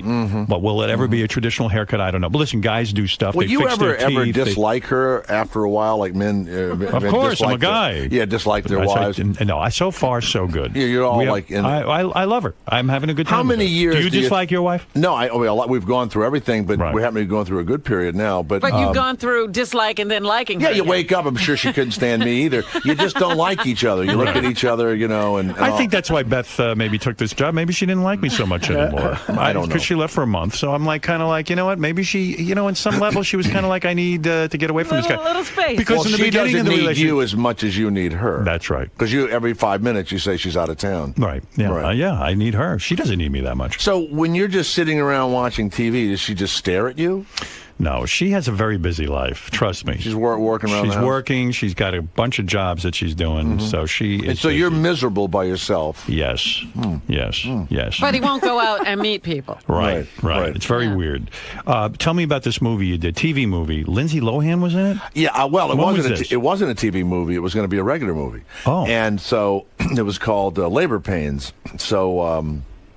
what do you play, like dad, Lindsay Lohan's dad? Or no, something? I play like an older guy at this publishing firm, and I'm looking at her and looking at her ass and all, and then she gets pregnant, and it turns me off. Right. But she's faking pregnancy because she's going to get fired. Right. So she fakes it, and she falls in love with the guy, and she really gets pregnant. So there's Lindsay Lohan. Horrible. Yeah, it wasn't great. Yeah, right. I like Snatch better. Yeah, Snatch is a good one, right? That's right. Well, so I get to the set, and there's all this paparazzi there, and I haven't been, it's been years since I've been around all the paparazzi stuff. Right. These guys want to take pictures of Lindsay Lohan every minute. And they are Armenians, and they're from the Valley, and they're like the group of paparazzi from the Valley. And if other paparazzi come, they run them off, and they fist fight, and it's a danger. You mean paparazzis have territory? They do. Wow. This is the Armenian kind of territory in the Valley, and they were taking her picture and the whole thing. But here's what's upsetting. When you walk, like I would walk out, they would lift their cameras and then go, oh, no, and they'd put it down. So you wish your picture was being taken, too. Right. And after a few days, you hate these guys because they have no friggin' interest in you. Right. So she's smoking a cigarette, and they're taking a picture of her. So I would try and, get in the picture. I would stand behind her. I don't even smoke. I was smoking a cigarette. It's demeaning to a guy with your talents that you've got to sit and try to get yourself into the picture with Lindsay Lohan. So here's Lindsay Lohan. You come to the set, you sit down, she's in the thing getting her makeup done. She doesn't say hello. Hi, I'm Lindsay. She's not a bad person. That's disrespectful. No, she's just unsophisticated. Okay. Yeah. Doesn't say anything. So I don't even think she ever knew my name. Right. So the paparazzi are taking pictures and the whole thing, and I'm working and I'm thinking, what is all this? They knock on my door and they go, Jay, it's Lindsay's birthday. Do you want to come down? We're going to give her a cake. I go, I have no fucking interest in giving a cake to her. So I close the door, and I'm in there going, Jesus Christ, maybe I should go down there while they're giving her the cake. So I waited in my trailer for a few minutes, and I cracked the door open, and people are gathering in front of her door, like, Cheryl Hines is there, she's in the movie, and I'm thinking, oh, Christ, I guess I got to go down. So by the time I get there, I'm on the edge, and the cake is delivered, but it's right in front of me. So when Lindsay come out, I go, happy birthday, Lindsay. And it was like I gave her the cake. So I took complete credit for the cake. Happy birthday, Lindsay. So, and then paparazzi's coming, and they're taking it. Jay. Yeah, all of that stuff. But so the Armenian guys were really pissing me off. And Turkey played Armenia the day before in soccer. And I guess Turkey had killed every Armenian. Right. So it was a big game, right? So Turkey wins the game. So a guy says to me in this sports bar, he goes, man, that's going to cause a riot, and I go, wait a minute, you mean the Armenians hate the Turks? They go, oh, God, they hate them. The next day, I go over to the paparazzi guys. I go, look, let's bury the hatchet, okay? Yeah. Because you guys had an exciting thing yesterday. And they go, what is it? What did we have? I go, well, you're all Turks, right? You won the big game, didn't you?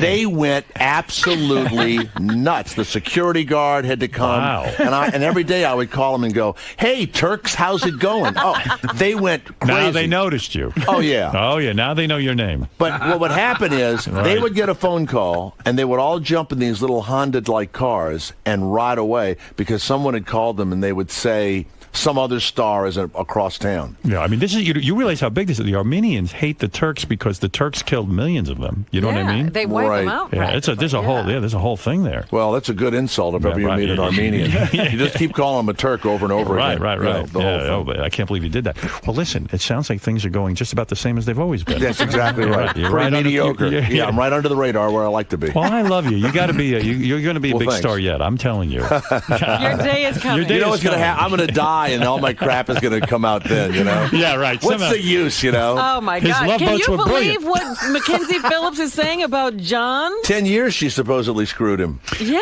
Marianne from Brooklyn, you're on the air. No, Jay, I like you, but who are you? Frederick Bacardi? Howard's hair is so sexy. That's his trademark. My hair. You jumped the bus. You got that corporate cut. Are you freaking kidding me? Howard, keep your hair curly. Oh, I'm keeping it because Jay has never seen me with short hair. It's hideous. Jay, listen, Jay is not a famous hair designer, believe me. He's not a fashion consultant. Right. Did you see what Jay's wearing? Well, I got a black T-shirt on, and I'm dressed much younger than my years. Jay, I keep the hair long because my face needs the fullness around. I have a very long, hideous face. Nice. That's good. Yeah, trust me, this has been analyzed by people more aware of this stuff than you. I don't know how I'd cut it, but I like the little thing. The little what does the Jews have? The little taluses that hang down. Payas. The payases. Yeah, that's right. So this is Marianne. She's a huge fan of yours. Yes, Ralph, go ahead. You're on the air with the great Jay Thomas. By the way, the reason Jay's here, not for his health, I want you to listen to Jay Thomas Show. Sure. Weekday afternoons from 3 to 6 on Sirius 108 and XM 138. And don't miss 139, I think it is. Is it? Yeah. And don't miss Jay Friday mornings from 7 to 10 on, of course, right here, Howard 101. Yeah. That's right. Which we love having him on. Ralph, go ahead. Listen, it's a good show. And Jay is maybe an A-list guest on your show. But, Jay, maybe if you got some sleep, you wouldn't be doing that annoying coughing every 2 minutes. Yeah, I know. I apologize. See, that's what I'm talking about. You can't be clearing your throat and coughing all the time. Yeah. That's where you pay the for booze, it. You're that's the leading man. Bar. You're the lead singer. You got to take care of them boys. If you just gone home before the vodka bar, you'd be fine. I might have even forgotten I was doing this show at some point in the evening. There was a point where I went, do I have to work tomorrow? Wait a second. I think I got something in the morning. Have I been clearing my throat? That's awful. I apologize. I wasn't picking up on it, but Ralph. I noticed it. Ralph is a top Yeah, maybe if I had slept more and if I had just not had a life, I would have I would have had your life. I mean, I don't know if I would trade the fun I've had for money. I don't know. I can't tell you. I am telling you that I can't do what you do and come in here and be effective. But that's no, but I don't think I'm hurting if I was hurting myself, I wouldn't do it. I don't just feel telling badly. you, I have a problem. But Artie and I could go out and have a brilliant time. Oh yeah, Artie doesn't worry. Yeah, I'm not the lead guy. I could just sit here and just. He can phase in and out of this. It's impressive that Jay could do both, though. You know. Yeah. No, but I'm not doing a lot. Well, you do well, though. You're a successful host, and you party. Yeah, but a little bit. But I'm from Louisiana, from New Orleans. Where we were raised. Yeah, you got to party. Yeah, we were raised like that, You and have a everybody party does. muscle. You have a party muscle. Yeah. I was raised, as I've said. I like the party muscle. I've said in my book. That's a good title. I've said in my book, Jay, I was raised like a veal. You're still acting like one. I stayed in my house. Oh man! And I waited for the next thing. My mother told me, "You'll get sick if you go out. You need your rest. Deep rest is very important. And if you go out, bad things happen. You'll see. A lot of people got killed in the Holocaust. They went outside. If they stayed indoors, they would have been there." Why is it that the stuff you hated as a child, that you do as an adult, I don't because you get trapped in a web. All right. Listen, Jay. Thank you very much. I love having you here. Next time I won't stay you. up till 2 in the morning. No, drinking. I want you to behave. Big mistake. Behave professionally next time. I will. Listen to Jay Thomas. Thank you. You're on this afternoon, right? I'm on this afternoon from 3 until 6. I'll be wide awake. 108 and XM 139. Don't miss Jay right here Friday morning. You're talking about tomorrow morning from 7 to 10 on Howard 101. I'm going to get a good night's sleep. No going out tonight. No, I won't. You know what? I got to see what happens. Let me tell you something. You are A-list here, as Ralph said. Thank you. In our world, you're bigger than Lindsay Lohan. Hey, Ralph. Until she shows up. Hey, there you go.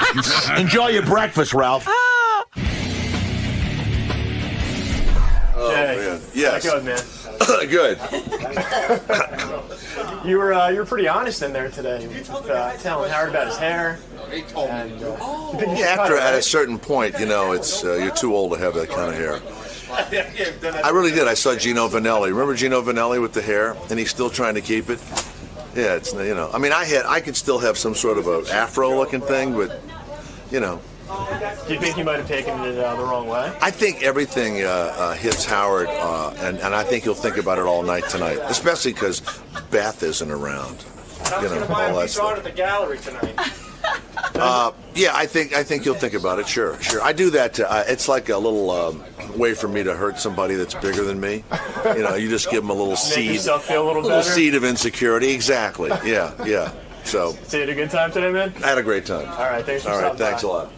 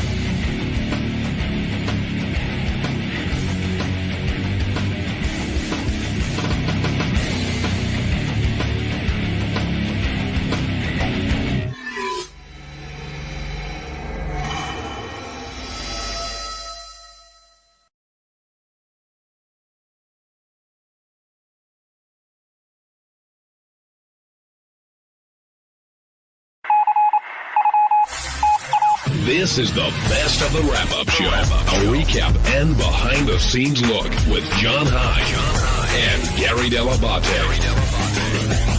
The best of the wrap-up show begins now.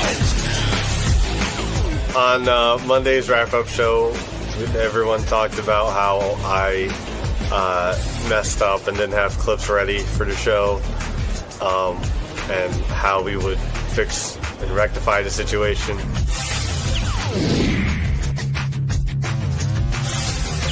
We should talk first about JD, as you were most of the focus of today's show, JD, with those clips or lack thereof.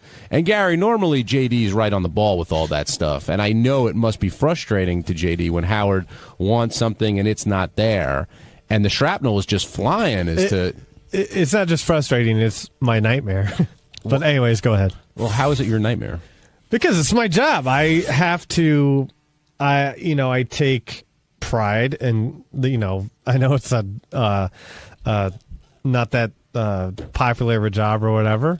But to who? It is not that well known. You know what I mean? It's you downgrade yourself too much. I tell everyone it's an important job, and there's people that want your job, so it must be important if people want it. Yeah, I know, but anyway, I take pride in having stuff ready.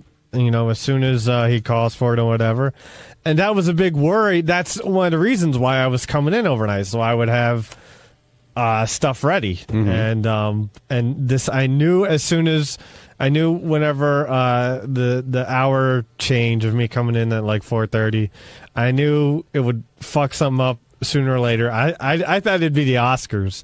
I didn't know what I was going to do about the Oscars, but then this came along and it came a lot sooner than I thought. So did you feel like you needed some help? It's not that I need help. I just I would like I know it's Howard's show, and he wants to bring up stuff whenever he brings it up. I just wish he would somehow wait, but he can't. But why? But let me ask you a question. No, because he would say, and I'm not giving you a hard time, but why would he want to wait for something to happen on Friday night? I know, and that's I'm just it's my fault. It's not that I need help. It's just I need to sort of prioritize or get figure out to do stuff. I mean, if I knew this thing would have been that important, I would have came in on Saturday to do it. And I didn't, and now I know I'll just I'm not, how Howard runs his own board. Mm-hmm. He's not comfortable with anyone runs.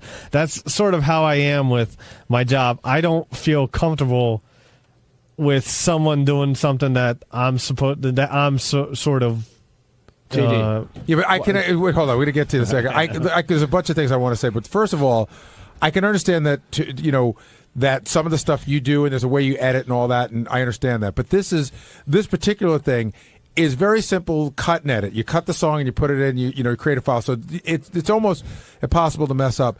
I think I said this on the air once before. And if I give you any advice, one of the things I learned very early on, I was working for Howard for 3 months, and I was in the office one day, and he goes, "Listen, for today's show, I need this, this, this, and this. And by the way, I might need this." And so I, in my head, prioritized.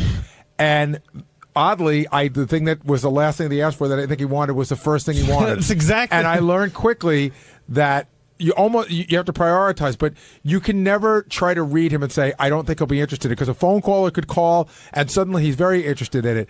With the Haiti concert, that's the kind of thing, just knowing the show, that I would know he'd want that ready first thing this morning.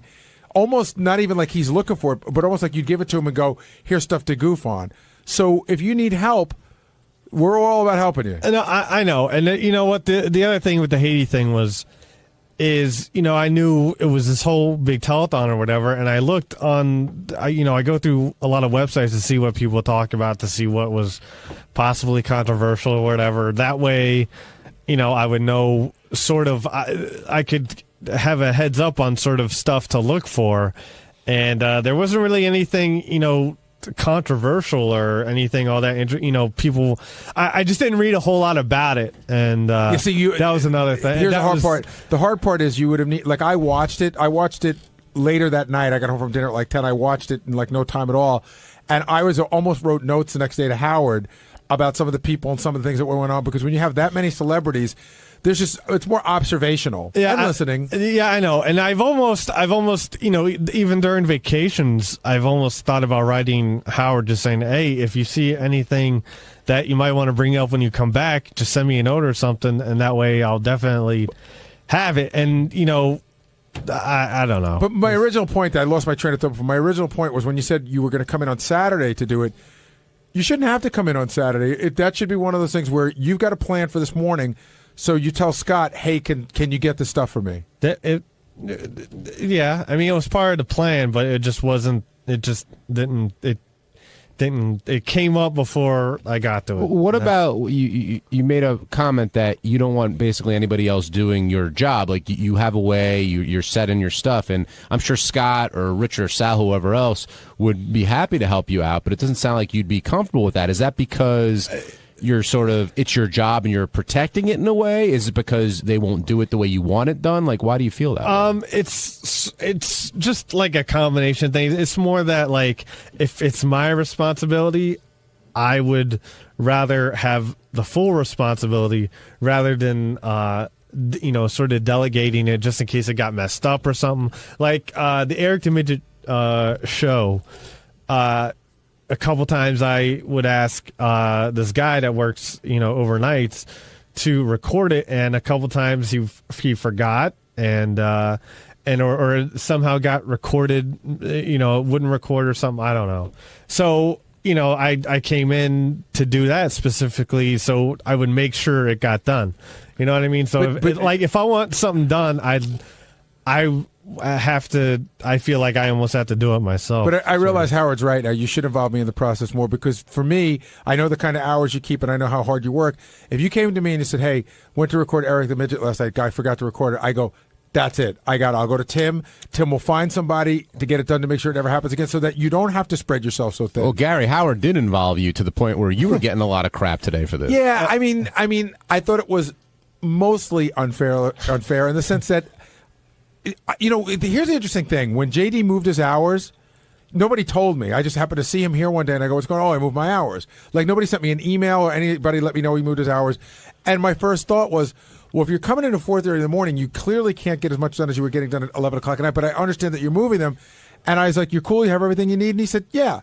So, I can't tell there's an issue till there's an issue, or until he tells me there's an issue. So do you feel you were unfairly blamed? I just said that. I was mostly unfairly blamed. He was. And the thing with me is I one day Howard was going back to his office, and, we talked about my new hours or whatever. And I said, yeah, just, the only thing is I might not have stuff as soon as you need it or whatever. And he was like, yeah, that's fine.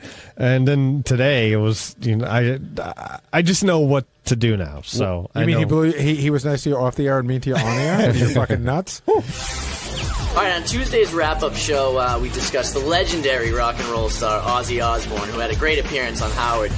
We talked about the stories he told.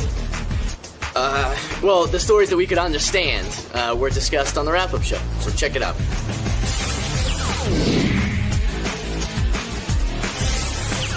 Ozzy looked, he was thin. He looked pretty good, didn't you think, Gary? Yeah, he looked great. He was alert and happy and everything. Now, is it different when Ozzy's in there without Sharon? A little bit. How so? She is a phenomenal interpreter. Sometimes Ozzy says stuff and you don't catch it and you let it go by, or sometimes he says stuff and you do understand him, and then Sharon tells you what he actually meant. And that's funny. Their dynamic is very interesting together. Can you understand Ozzy? Mostly. How about you, Benji? I was just a few feet away, and I couldn't unless I was really focusing.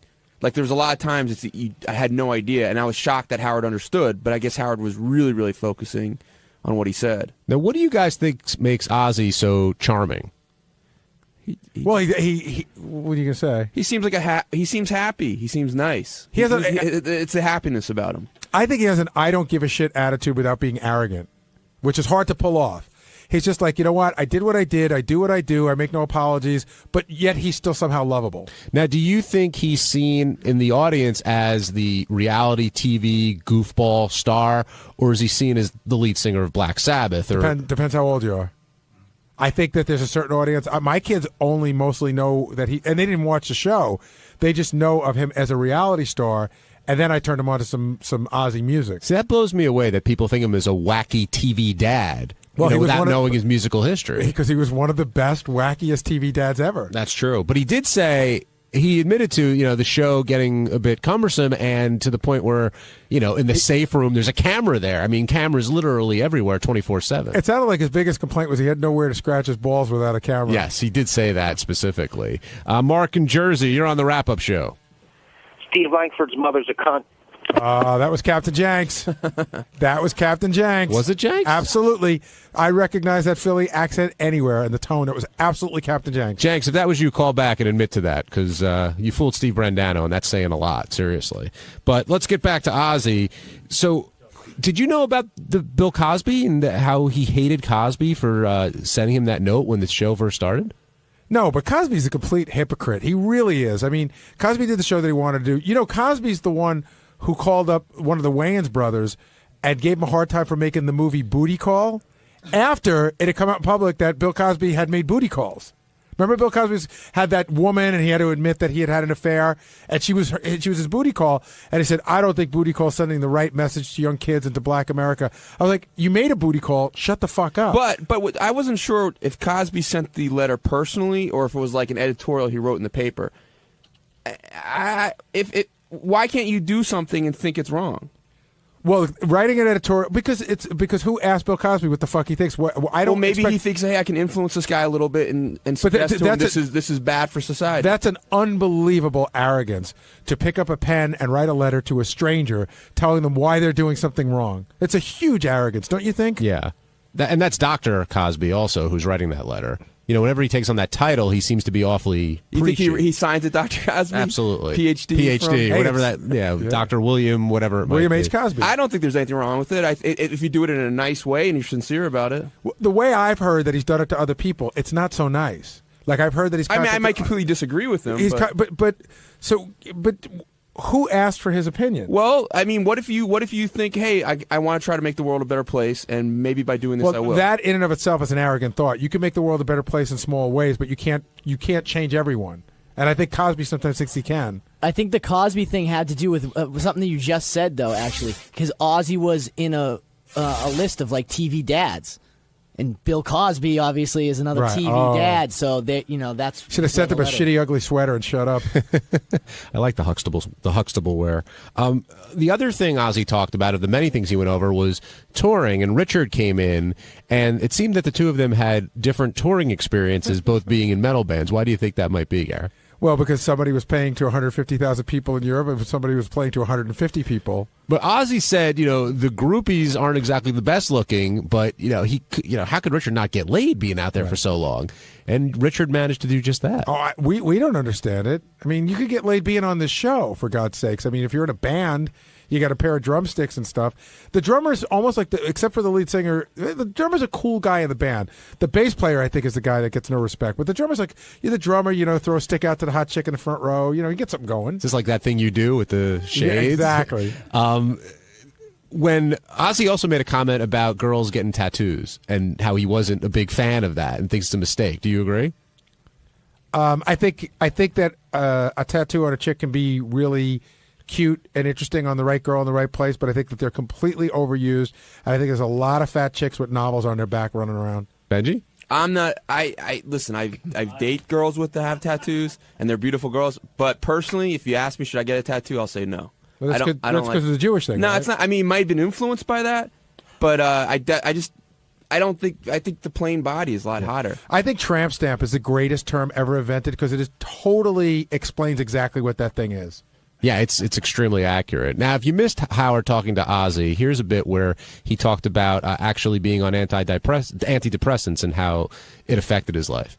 Ozzy said he couldn't get hard because of the antidepressants he's on. Oh, yeah. I can't do sex. I'm on antidepressants. I take 4 Viagra and they don't work. It doesn't do anything. But I don't take the antidepressants anymore. Oh, you don't? So now that's a side effect of the antidepressants. You can't have sex. So I thought, well, I'm depressed. Take an antidepressant, then I'm going to get more depressed because I can't get a hard on. Right. So you're telling me you're off. Should I give you a gun and a bullet? Why were you on antidepressants? Look at you. You're happy. You're smiling. Well, you're laughing. in California, I mean, they're dulled about like M&M's, I mean, some people really need them. I mean, that's quintessential. Wait, do you understand that last line? No.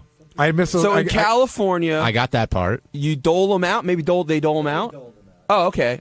Oh, they dole them out like M&M's. Right, and in California, he couldn't get a driver's license. It took him 19 tries to get a driver's license, but he got a sniper rifle right away. And during one of the tests, he passed out. You would think that in and of itself would make it so that you could never get a license. You think they would mark passed out during tests to never let him back? Hey, it's Gary 𝗏𝗏. On Wednesday's wrap-up show, my good buddy Jim Florentine, the comedian, stopped by, talked about what it's like to have life after Robert Quivers, what it was like dating her, and what it's like with the fans. Talked to him about what went wrong with those guys.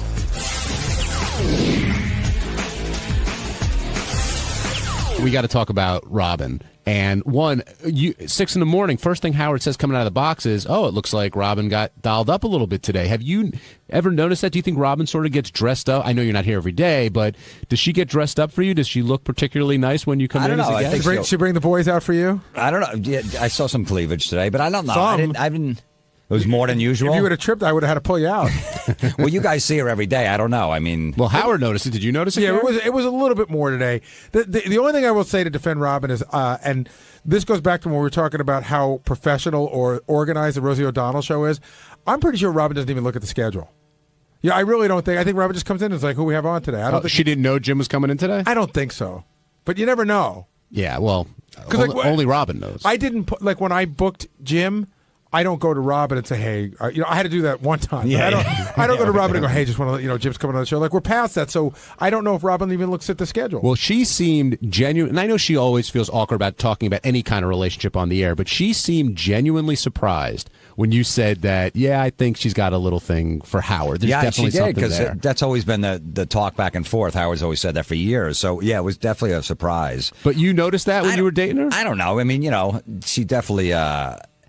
She didn't yell at Howard during sex, but I mean, she definitely has an admiration for him. She has an admiration. She holds him in very high esteem. Almost, she always talks about Howard sometimes the way you talk about a really loved dead relative. Almost like he's really great. He was a great guy. She definitely loves him, but. She thinks of Howard as a dead relative. She just holds him in this. Did she refer to him in as a higher regard than most people? Well, look, I mean, if I wouldn't take it personally if she did. He bought her a Mercedes. I took her to Applebee's. You know what I mean? Did you guys really go to Applebee's? No, we went to Fridays a couple times. Applebee's is better. You think? No, I'm kidding. Applebee's got too many kids. Yeah. Fridays and a couple times I pulled that off. No, but it's like sometimes like, hey, we're hungry. You want to just go here? It's like it's fine. Robin was really cool with that stuff. Right. Like she gets a lot of shit on the air, but she never had a problem. Like never ordered 800 bottle of wine or nothing like that. She was like, hey, let's go here. All right, that's fine. She hung out with my friends, not Crackfinger, but she's hung out with my buddies and stuff. And they don't have that kind of wine at Fridays, though, Jim. I mean, you could buy every bottle of wine at Fridays, and it would cost $800. We went to a lot of nice places in New York, and so. Now, what about Howard saying it was awkward speaking? Did you notice an awkwardness when you were out socially? And I mean, Howard said nobody wants to sit with him, which is his own theory. But like, were you quiet purposely? Were you watching what you said when you were hanging with Robin and Artie and those guys? Not at all. But I mean, like I said, when Howard's out, I mean, you've been around him.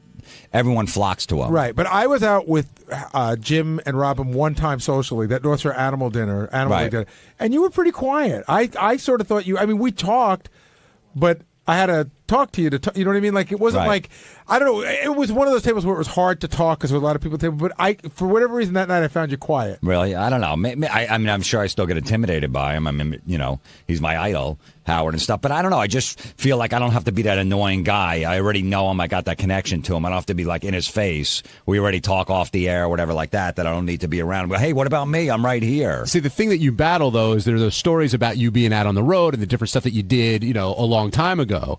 And now when you're out with Howard, that guy doesn't come out. You're more, and again, I understand why, but you're more reserved and sort of watching your play. And also, he's there with Beth, so I can't go, hey, Howard, I banged this chick in the bathroom using saran wrap. Why, Benji kept us riveted for an hour with that story. I'm not even kidding. We went to dinner one night. Benji started telling us stories. Beth was like, keep going. They were like the craziest stories. Oh, Beth, I don't know. I didn't know she would like that. So I don't think she likes it from a sex point of view. She's just fascinated. Hey, Jim, I have a question for you. I brought this up on the wrap-up show before. Right. I think you and Robin definitely like each other, definitely care about each other. And this is completely a rumor. Someone told me that you guys never had intercourse, that you told them that. And I don't know. That I told them that? Yeah. If I did, I was just joking. I might have said something after the show. Like, idiots come up to you and go, hey, so how was Robin? I go, no, we didn't have sex. Right. Oh, no, come on. Seriously. So you guys did have a sexual intimate. Obviously. I mean, two adults. And how did the breakup occur? Because I don't think that we were ever clear on that. Who wasn't clear? No, we knew that you guys broke up sometime after Afghanistan. Yeah. When you came back from the war. But when did the actual breakup occur, and how did it occur? We just grew apart, basically. No, but was there ever like, hey, we should stop dating? Was there ever a discussion? Right, did one person say to the other, well, I guess that's it then? Yeah, I mean, I'm the one who broke up with her. And Robin said that. Yeah. Robin did say that on the air. Absolutely. Yeah, she did. And how did you do it? Did you do it in person? And I was going to text her, but the phone wasn't working. Jim doesn't strike me as the kind of guy who's going to send an email saying, hey, I mean, I would think. But no, we talked about it. We were, having some issues and stuff. We talked about it, and then eventually we just said, we're probably not going to be able to work this out. Now, you've been on the show a couple of times since the breakup. Yeah, I think it's like the third time. Yeah, the first time, plenty of awkwardness. The second time, now it's the third time. And Gary, I want to get your there's still an awkwardness in the room when you're in there. There's still some tension. Yeah, but here's what's great about it from my point of view.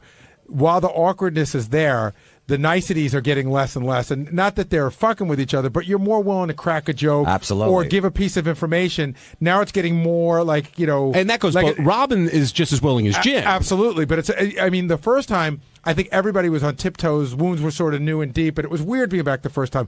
Now it's just like, okay, you want to zing me a little bit, I'll zing you back. Yeah, like when Robin said, I think it was a mistake, but I was with them and stuff. But I didn't take that personally. I thought that was funny, when you hear those stories. But I'm not going to sit there with Robin, when I'm trying to date her and go, look, I fucked some girl with saran wrap, Like if she brings it up, she goes, look, tell me if you did anything crazy. I will, but it's not something you bring up. Right, I get it. Whereas Sal, on the other hand, just jumped right in there, was dying to tell that I had story. no problem with that. It's funny. Yeah. And Richard, too, lining up to tell. I mean, Richard will tell that Crackfinger story every single time Jim's name is mentioned. He just likes to say Crackfinger as much as he can. 𝗪𝗪, you're on the wrap-up show. How you doing there, brother? Doing all right. What's on your mind? Well, what's with this Robin? She's a little infantile lately. All this week she's been bringing up the goddamn Mel Gibson movie, which I want to see, just to get under Howard's skin. It doesn't seem like she's, that admiration is right there. She's just trying to get under his fucking panties. I mean, what do you think of that bullshit? I don't see it at all. Of course she's going to bring up Mel Gibson because Mel Gibson has all this crazy shit going on, and this is the first time Mel Gibson has gone out to do press for a movie since he committed this horrible anti-Semitic act. So, of course, Robin's going to bring it up because it's funny to goof on Mel Gibson. Yeah, I don't think Robin's trying to get under Howard's skin. Yeah. She's trying to fan the flames a little bit, but I don't think she's trying to piss him off by a long shot. Right. You don't think it's subtle anti-Semitism? I don't think so. Maybe I'm missing that. Matt, you're on the wrap-up show. Yeah, hey guys. I found it fascinating today that Jim brought up that Howard wrecked his relationship with Robin. Did you guys notice that? And Gary, do you agree? Is Robin really in deep love with Howard? What do you guys think? I don't think that Robin is in love with Howard now. Again, I don't know, but I think there may have been a period of time where she might have been. Not in any way that she would have wanted to act on it. You can be in love with somebody and know that you can't act on it. When was that? I'd say back maybe in the 80s, like the middle, late 80s. And do you think Howard was aware of it? They had such a deep connection as a friendship. You know how you could be really good friends with somebody, but it means more to the other person. And again, this is just me talking. Robin's, again, listening to the replay, driving a car, smashing windows. It's the way I see it. But I think that she certainly loves him, but I know what this guy's asking. Matt's asking, do I think Robin is in love with him? And I don't believe that to be the case now, but that may have been the case at some point. Yeah, there's a difference between having admiration and respect and being close friends and being in love with the guy, Gary. I mean, those are two very different things, I think. And I'm surprised. That's the first time I've ever heard you say that you think she actually might have been in love with him for a period of time. For a short period of time, maybe. Jim, did you ever notice? I mean, you came in late to the game, obviously, but as a fan, I mean, did you ever notice that or think that was the case? I think it's more of Howard always saying it. Robin's in love with me. He's been saying it over the years, so maybe that's where I got that from. But I don't know. I don't know. What do you think, Benji? He's. Neither of you guys were around during the period that Robin was in love with Howard. Right. I'm just saying. Right. On Thursday's wrap-up show, all the talk was about Ronnie, on-air Ronnie, particularly the show that he did. He took a lot of flack for his live read, and Ronnie explained how he felt that everybody sort of had it in for him beforehand, and then he was pissed at Jason because Jason said one thing to his face and then said another thing to the Howard 100 News. Lots of conflict, lots of complication. In other words, another typical wrap-up show. Here it is.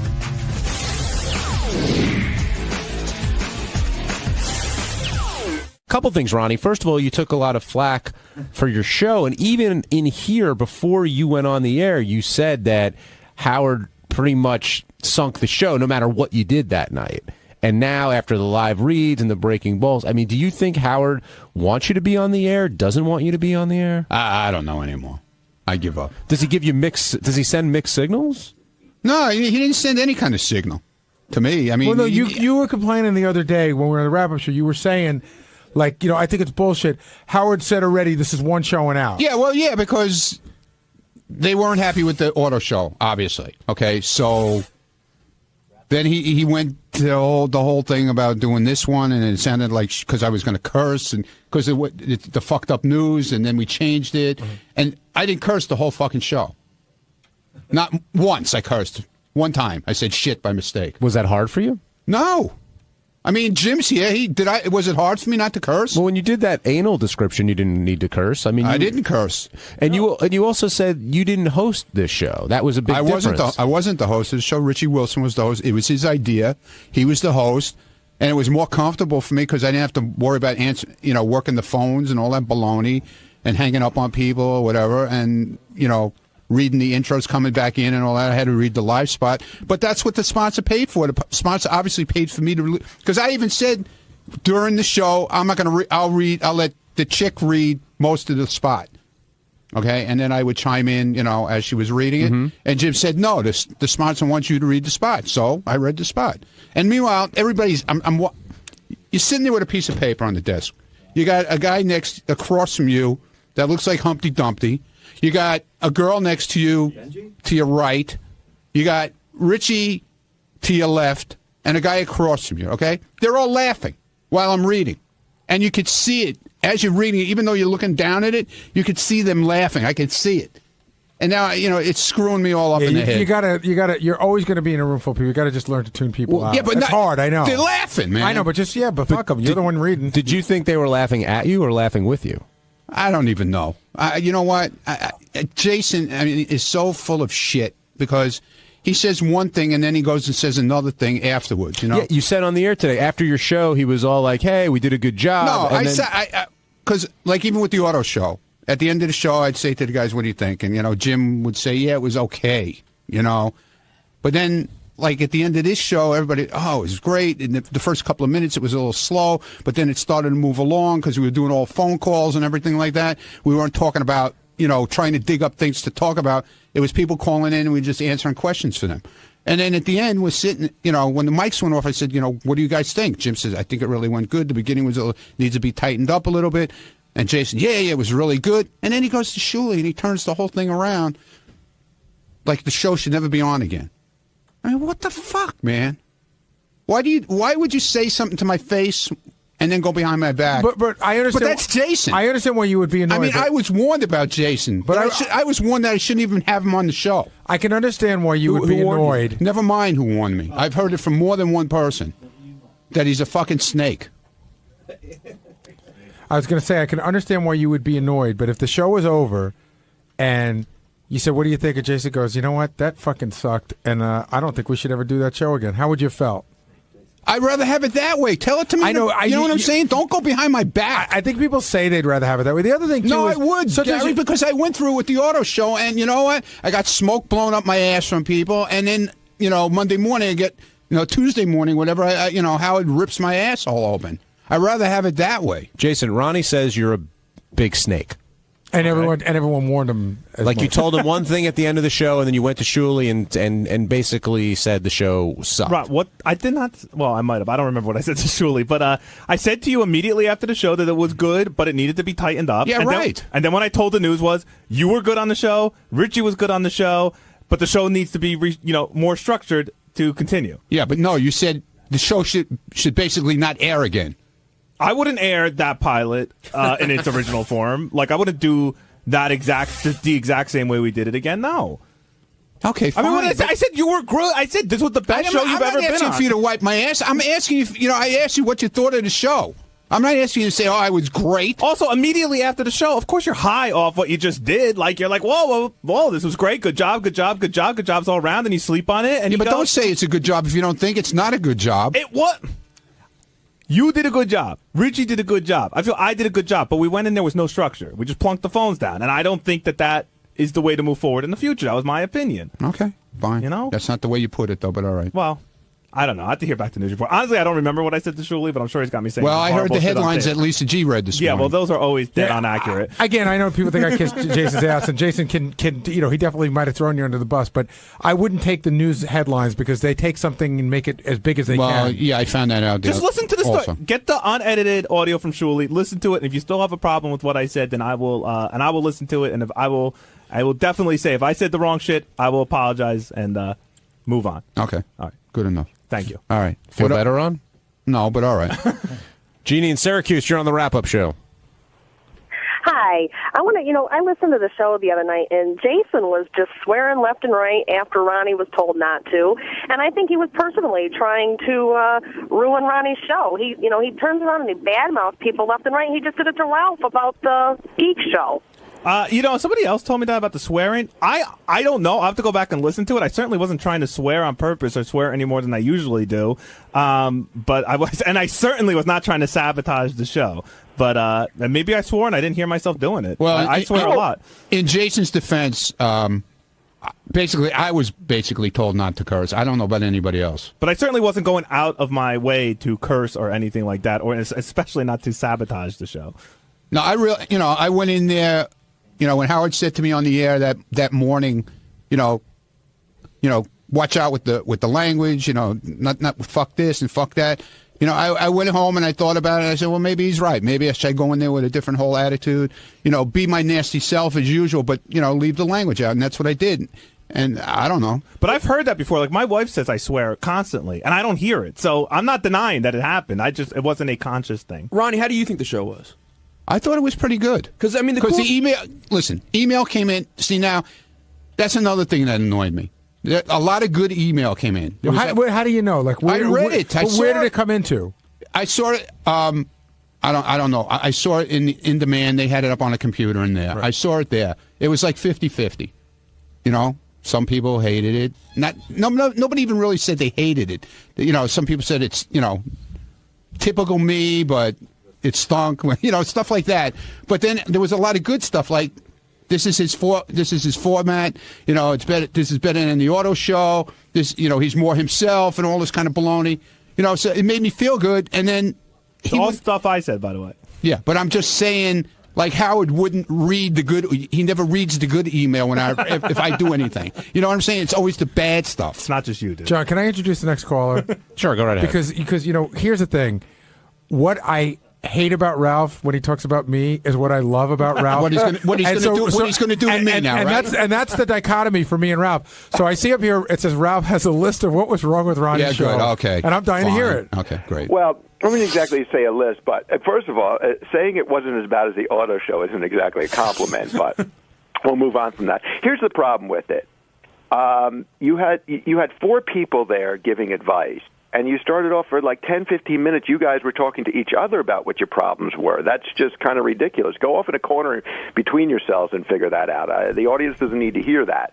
And the other problem is, you started taking calls, but then you start to take calls and somebody has a question about something, and then you get 4 different answers. If I want to get advice from somebody, I want one person with one direct opinion. And if it's going to be you, Ronnie, it's going to be you. But whether you buy into the fact that you can give advice or not, you know what I mean? What advice show do you call, and it's 5 people giving you an answer? The doctors. Well, in Ronnie's defense, I mean that shows everybody sits there touching their fucking opinion. In Ronnie's defense, that's how the show was pitched. That you have 4 opinionated guys that come from 4 completely different places and are probably going to give you 4 different pieces. And a girl with an annoying voice who all of a sudden just started doing news stories on it. Like, where did that come from? Ralph, do you think the show should be back? Well, probably not. I mean, not everybody needs a show, too. It's like... I agree, Ralph. Not everyone needs a show.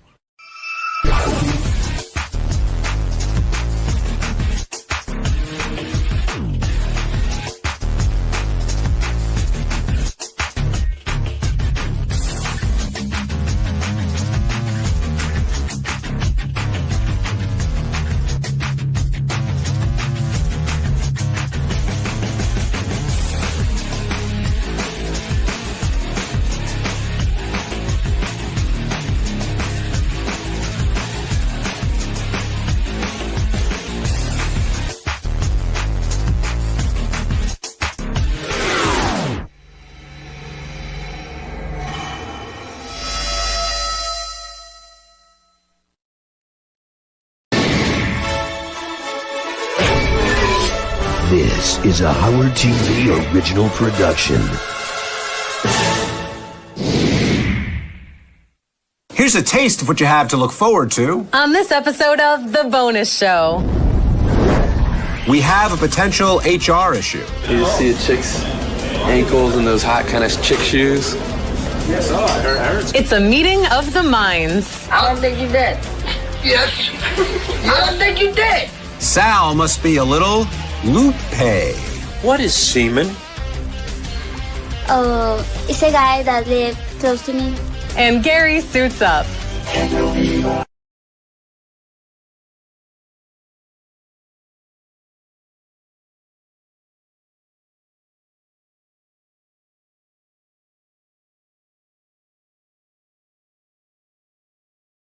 To the bonus show, a weekly update of all the great behind-the-scenes moments you can't see anywhere else. I'm John Hein. And I'm Rachel Fine. Yes, you are Rachel Fine, and there's someone on our staff that thinks you are your last name. That I'm fine? I was going to say fucking hot, but because they both begin with F, I guess fine could work. Thank you. That's hot. You just see a chick's ankles and those hot kind of chick shoes? Yes, I heard it's got some. It's pretty hot. Yeah. Who is that? That's Rachel from the bonus show, who I knew, and like she is hot. But sometimes you'll see a chick with like hot shoes and hot legs, and it won't be a hot chick. You like legs? Yeah. Right. Yeah. Why don't you go talk to her? Well, she's. I mean, I do. I'm friendly with her, but she's Richie's girl. Would you hit on her if she wasn't Richie's girl? Yeah. What do you like most about Rachel? I just think she's really pretty. She looks like she has a real pretty look. Like I've told her she looks like sort of that Fran Drescher look, which I think is really hot. Wow. Benji, is that you? What are you doing here?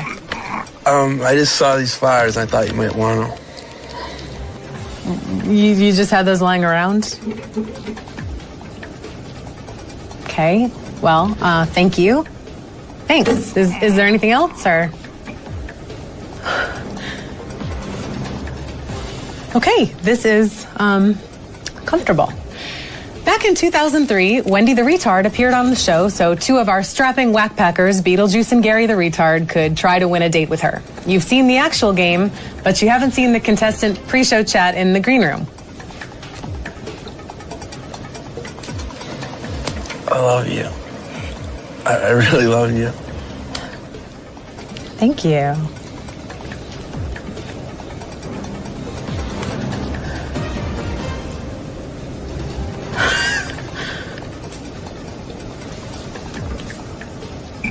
Pre-show chat in the green room. Howard Stern Show's Blast from the Past. You know what? We need, when they have the rock concert, we should get some of the rock people come up to Portland. Well, I can do that for 3 minutes. No, I said come to Oregon. You never been to Oregon? I've been there. No, yeah, no, I don't think so. No, I don't think so. I've been there. I don't think so. What You gonna sit here and argue What you with me? mean? I was there last week in the back room. I had like 7 girls with me in the back room. How do you know? You never been there. Up to Portland? That's right. Yes, I have. Yes, I don't yes, think you did. Yes, I have. I don't think you did. Yes. I don't think you did. No, I've been there twice. I don't think you have. I've been there. Thanks for helping me after Benji tied me up under the desk, Rach. Sorry, John. What did he want? What do all men want? The latest smartphone, an all-access pass to Comic-Con, and a Crave sack of White Castle burgers. No cheese. You are a giant nerd. When David Arquette missed his radio show appearance, he at least had the courtesy to call Gary and try to reschedule. Here's Baba Booey in full ass-kissing mode. David. Hello? No, he hung up. It just said end. No, it's there. I promise. Hello? Hey, David, what's up? It's probably too late. If you want to come in tomorrow, if you're still here, but yeah, it's definitely too late today. It's already, it's already 10:15. By the time you got here, we'll probably be getting off.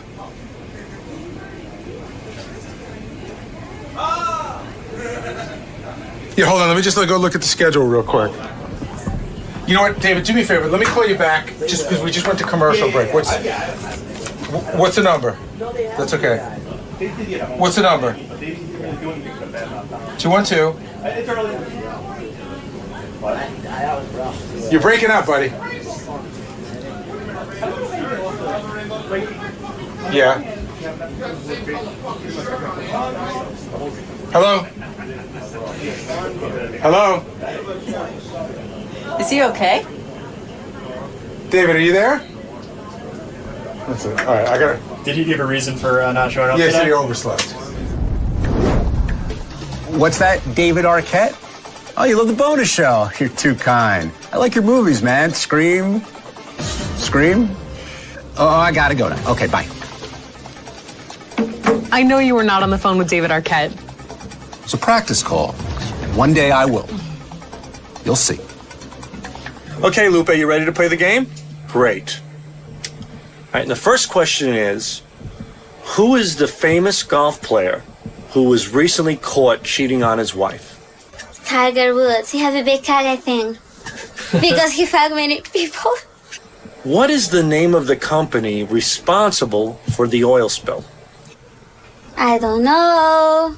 Who is the little black actor who died recently? I know him.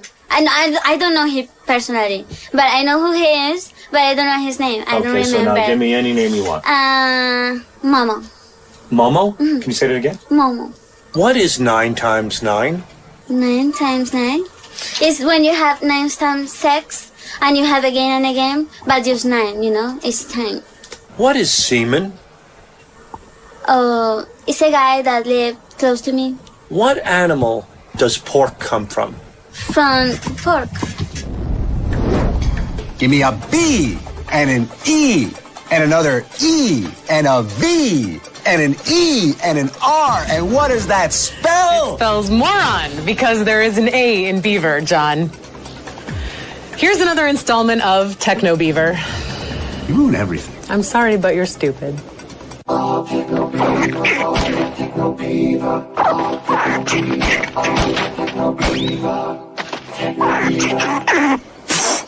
Hey, everybody. It's Techno Beaver. How are you today? Well, you're probably saying to yourself, what is that unbelievably cool gadget right next to Techno Beaver? This is called a Sony Dash. You probably actually heard Howard talk about this on the air in the last couple of weeks. It's sort of like a video alarm clock, but it does so much more than that. You can scroll the internet through this. They use something called widgets. Widgets are sort of like an app. Dude, can you give me a fucking break? It's not me. Who is it? I'm building a dam. Who's that beaver over there? It's the turtles. Calm the fuck down. So it utilizes widgets. Widgets are sort of like apps for different websites. Like I can go to the CBS website, I can watch 60 Minutes on here. I can look at Facebook on here. It's not quite exactly like an iPad, but it is interactive. It has a touch screen, and it does a lot of things. I can also use it as an alarm clock. At night when I go to sleep, I can turn it down so that it's not quite as bright. It's got a bunch of different sounds it wakes you up with. I'm warning you. I'm warning you, Beaver. Woodpeckers. Yeah, you're going to get woodpecked. So it does a lot of cool things. Like I run all my pictures through Facebook on there. One of my cool things that I love to do is I keep it next to my computer, and I have Google Trends. So sometimes it almost acts like a ticker to me, where things go by, and all of a sudden I go, oh, why is that guy's name on there? And I'll go to the internet. You can use it in your office, you can use it in your bathroom, or you could use it right next to your nightstand as an alarm clock. Sony Dash, really cool, connects to the internet, tells you all the stuff you need to know. Sony Dash. Fucking stop it! There's some sticks on that. I'll beat you like a redheaded stepchild. I'm gonna get back to work. Work? Is that what you call jerking off? Ah, yeah. You hear the music. You know what time it is. It's wrap-up show time. Let the vibes pass through your body. Yeah, Rachel, come on. Let yourself go. You know you like. That is maybe the worst music track I've ever heard in my entire life. So, only way to stop it is to get to the clip. So here is Sal trying to uncover Mr. Hines' dark secrets. The only secret I have is that I love this song there, and everybody knows. Feels good. Come on. That's truly a secret that everyone knows. Are you kissing his ass because he drives you home? No. Do you give him gas money? Yes, I pay him. I pay him every week. What do you give him? I give him $80 a month to drive me in one way. All right. And you owe me about $400. That's true. Sal's got teams of yeah, but people John, I'm driving keeping him a lot around. of your secrets, so we're kind of even there. I think that's a great show. Next, Sal tells John Hines secrets. I want to hear Yeah. those. All right, so John, I'll give you a hint. Shut the fuck up, get in the trunk. Take. Such a goofball. No, mister. Shut up. Blowjob 81, here it comes. Now, we all know Ronnie loves sex, and we know he is a huge fan of this city. So the fact that he is a fan of Sex in the City shouldn't come as a surprise, but somehow it does. Which Sex in the City girl do you most identify yourself with? What do you mean?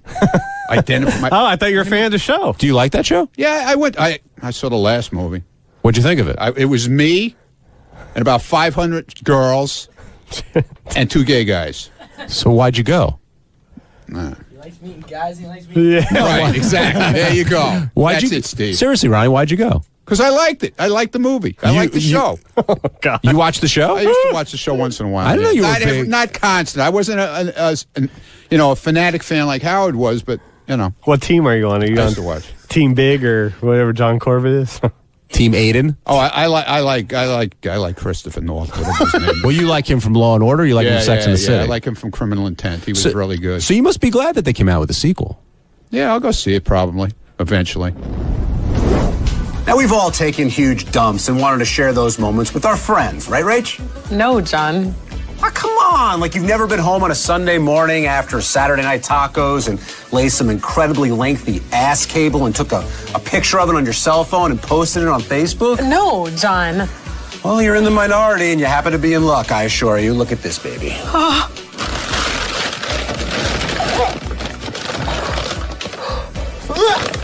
I only got half of it. Here, want to see the other half? Major pipe stuff.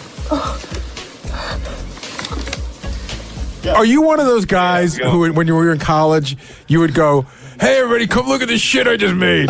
You're like all about it, aren't you? No, but you have done that, haven't you? I must admit. Have you done that? No, but I must admit, about a week ago, I didn't think I was going to make it to the toilet. I mean, it was ready to come out. And when I finally made it to the toilet, I took this huge crap. And I did think about it. I don't know why. I don't know why this came up, but I thought about taking a picture of it and sending it to Richard Christie. But why? What was so special about that one? Because I took a look at it. It filled the bowl. I was like, oh. So it was size you were proud of? Yeah, I think content? Volume. Yes. Yeah. That's called, but by the way, when you don't think you're going to make it, and that's called prairie dogging. That's when the dog's sticking his head out of the prairie. When was that? Oh, that was a porta potty at the New York State Fair. You know, it's hard to tell here which one's mine. You have to. I apologize to all of you. For my fecal-loving co-host, John Hine, I'm Rachel Fine. Thank you for watching, and we will see you next week. Memories. That was Hanukkah 2008. If you look close, you could see some remnants of potato latkes in there. Do you see that? Oh, and if you look at it at an angle, it kind of looks like an elephant. And see the little piece of corn? That's the eye. I'm going to vomit There's a again. tail. You have to stop. This is the grossest conversation we've ever had. Just stop. Take pride in my work. This is your best work. Smell this. You play with your poop, and I will have flowers. I kind of want Benji back. Diva.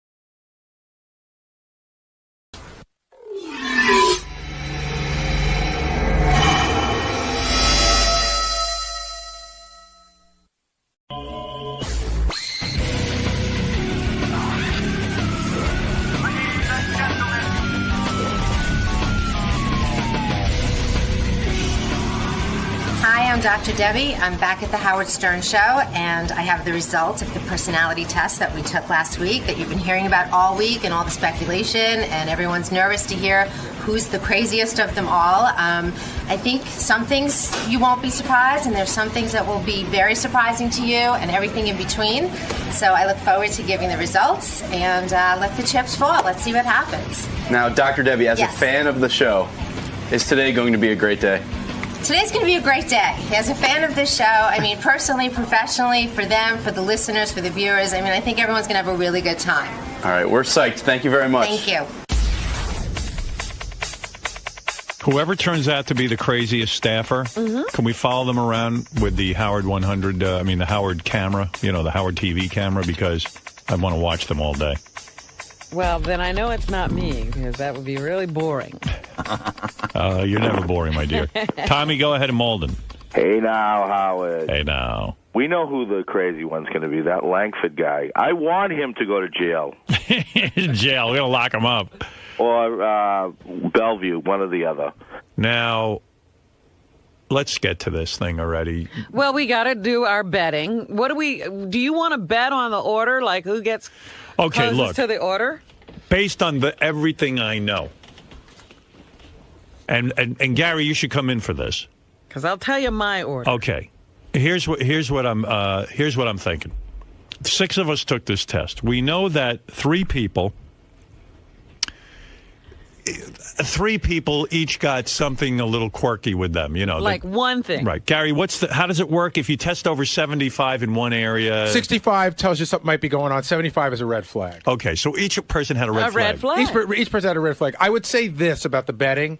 I would say that there's a person who's clear-cut not, on the lowest end. Right. And the person who's clear-cut on the highest end. Oh, really? And then in the middle, it can get, a little murky. It gets a little murky because she's like she was just explaining to me, some people had higher numbers, but it also has to do with how they interact and how there's a lot more that goes into it. But there was one person who's clearly the least nuts, and one person who's clearly the most nuts. Okay, I believe, and I'm not saying this lightly, I believe I am the least nuts. I believe it. I believe I will be proven right very soon. Now, the bottom 3 will be, okay, everybody has a little something, who cares? The person who evidently had a red flag, and when you say a red flag, you say anything over 75 would be a red flag. This person almost scored a perfect red flag, right? In one area, but the category, she'll come in and she'll tell you what the categories are. There's a bunch of categories. Like some people scored 75 or 76 in one category. Everybody you said scored at least 175. Right. That's what I'm saying. Everybody had a red flag. This person hit, I think, 6 or 7 categories. Wow. And one of them. And I'm only going to just again throw this out. The classification, the first word, the word that jumped off the page with me in capital letters was severe disorder. Okay, look. Somebody has a severe disorder. Okay, I believe that person is Ronnie the limo driver. Now, I'm willing to bet money. I'm willing to put my money where my mouth is. I will take your bet. Now, wait a second. Before I do this, it's not fair for you to say, I'll take anyone but Ronnie. You have to choose your person that you think. And Steve Langford. Okay. So if Steve, how much money do you want to bet? $50. Okay. Listen to me. If Steve Langford's the guy, I owe you $50. If Ronnie's the guy, you owe me $50. Right. Anybody else, go fuck yourself, right? We're a push. All right, we're a push. Hey, Howard. All right, you're on, honey. Anybody else? Because I say Ronnie's going the distance. Anybody betting on themselves. I've been around this guy for over 20-something years. He's got to be the guy. You only have to be around Langford 10 minutes. Now, I'll tell you what. I could hedge my bet and listen. You could bet with somebody else on somebody else. I'll take Fred also. I mean... Yeah, but I'm betting on myself. I believe Fred is as loony as a bedbug. Fred is betting on himself. I'm betting on myself. Oh. With All who? right, I'll tell you what. I'll do With 50 anybody with you, and wants to I'll take take Ronnie over you. Although I might be insane. Okay, I'll take your money. Okay, you want to go 50? $50. You say you're crazier I'm crazier than Ronnie. Okay. Hey, did Gary say that... Is anyone keeping track of this, or do I have to... And read it's a these down? win-win. And it's a win-win for me if it turns out I'm not. Right. Did Gary say she based some of her rankings on the interaction, not just the test? No, there's numbers. There's numbers, but she's going to tell you what she thinks Yeah, some of it is based on. Is it interpretation Some of of the it numbers? is. Yeah, interpretation of the numbers. All right. I'm going to be the most normal. Anybody want to bet Well, that? if she based it on the interaction, she loves you, so you definitely. Listen, no. this woman is. I'll read you this woman's Oh, credentials. I think she's highly credentialed. And I don't know that she loves me. She does. But I'll tell you what. I love you too. All right.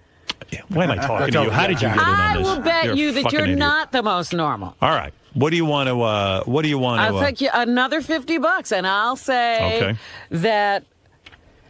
Who do you think is the most normal? Come on, Robert, say it. I'm the most. I knew it. I knew that's where she was going. $50. Okay, You're on. I'm gonna bet on Howard as being the most normal. Thank I don't you. know if anybody wants to take that bet. Well, I can't because I think I'm the most normal. Anybody want to take? Well, Gary can't. Benji? I think you probably will be too. Huh. All right. Although I think you'll score super high and like negative or something like that. Right. But we're talking about who's most normal. That's the bet. Fred could be the most normal. Oh, I doubt it. Fred. That you know what? I'll give you odds. Nobody's on that. betting anything on Benji.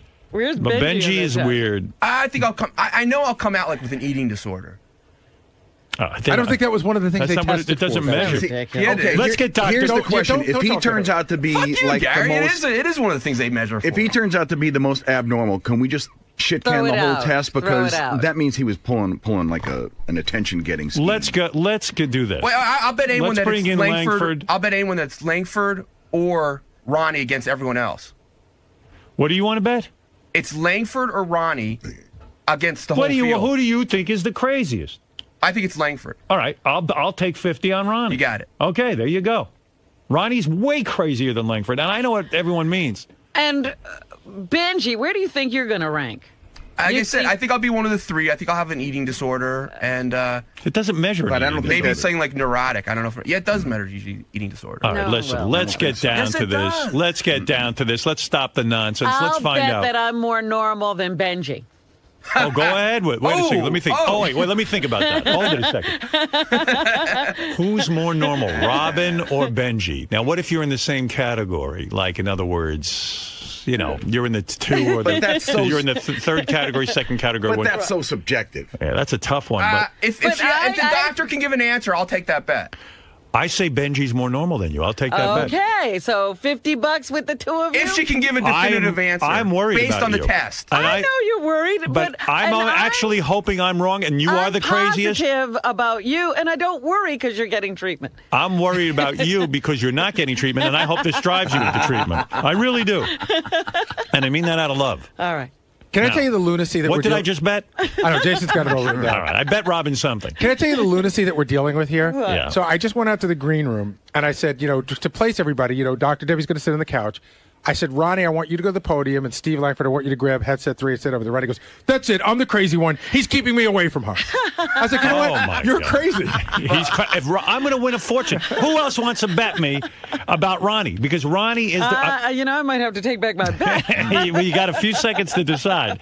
Because... Anybody want to bet me that I'm trying to hedge my bet now with No. Steve Langford? You got a bunch of stiffs here. I don't see anybody betting. All right. Bring in the doctor. Bring in all the people who were administered the test. Let's find out once and for all who the fuck is the craziest. I don't even know what I bet. Me neither. So nervous. I'm sure I always lose these bets anyway, so you can feel confident. There's Ronnie looking weird, looking confident. You keep Ronnie away from the doctor. Oh, I missed the doctor Because walking in. We know he's the craziest. Doctor, I'm sorry I missed you walking in. I wanted to check you out again. You could check me in on the way out. How can anyone be a patient of yours? Because I would be trying to seduce you constantly and come on to you in the room. I don't even understand. Do guys hit on you all the time? We use it as part of the treatment. Yeah. Yeah. So I would bring it up and we would talk about. You're a very attractive therapist. Cool. I'm going to make an appointment then. I'm signing up. How much is it to see you privately? Really? You want me to quote my prices? Yes. I mean, is it an expensive proposition? It's an expensive proposition. And I get to sit in the room with you for what, an hour? 45-minute hour. 45 minutes? Yes. And for whatever it is, I get to sit there and look at you for 45 You minutes? get to sit and look at me for 45 If minutes. that's how you want to spend your time and money. It's like, what do you wear in the sessions? You ever wear a dress? Most of the time I do not wear a dress. For extra money, can we pick out your outfits? Just put you like on display. Listen, I wish I had you this morning to pick out my outfit. Is it inappropriate to ask? Are you a married woman? I'm not a married woman. You're single? I'm a single woman. No boyfriend? I'm dating. You're dating? Yes. Maron, I know Benji was quite taken with you. No, I was. We all were. It's a shame he's a lunatic and you've never dated. Well, we're about to find out how much of a lunatic. So all of your male patients fall in love with you, I would imagine. Well, I don't know if they fall in love with me, but I think that attractiveness comes into the picture. What happens Sexuality. what happens if you start to get attracted to the patient? Can you control that? Yes. You can? Yes. Do you ever fantasize about the patients? I have never fantasized about a patient. That's very healthy. I call them clients, actually. Clients? Yes. Yeah, well, they are patients. They're all wackos. And I have a lot of attractive men in my practice. And you have to deal with that, right? Do you tell them? Do I tell them what? That you're attracted to them. No, I don't feel attracted to them. You know, it's really different. Listen, you've all been in therapy. You kind of start to love them as human beings, and you start to get their insides, and you don't want to have sex with them. You want to help them. I would think I would be hesitant to open up to you in therapy because I'd want to impress you and not make you think I was crazy. And I would help you get over that very quickly. You would? I would. Well, you would see that? How would you I would see that. How would you do it by lap dancing me and getting it out of our system? Because I'm all for that. Howard, maybe for you, yes, but for nobody else. Thank you. See, that's not fair. I'm only kidding. See? Life isn't That's fair. not The fair. woman is being charming, you mental case. Wait till you find out your That's score. not fair, dude. You're a fucking loon, and I'm going to make a lot of money on you. She's a fan of yours. You're insane. She's Doctor, a fan. Throw the text out the window. Doctor, Take it easy. The truth is, I'm a fan of all of yours. If I find out this guy isn't the most insane, I know something's wrong. Because I'm telling you, he's whacked out of his goddamn skull. And that's my professional opinion after hanging around with you.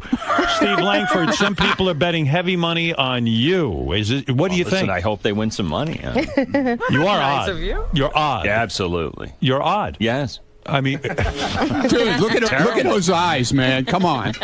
He's whacked. Look at his eyes, man. Gary has It's said crazy. to us that there is surprising results here, that some people are going to be a little bit rocked, especially one person. Yeah, there's some extreme scores going on here. You know, I don't want to upset anyone in here, but we're going to be as honest as we can. Thank you. Did it surprise you?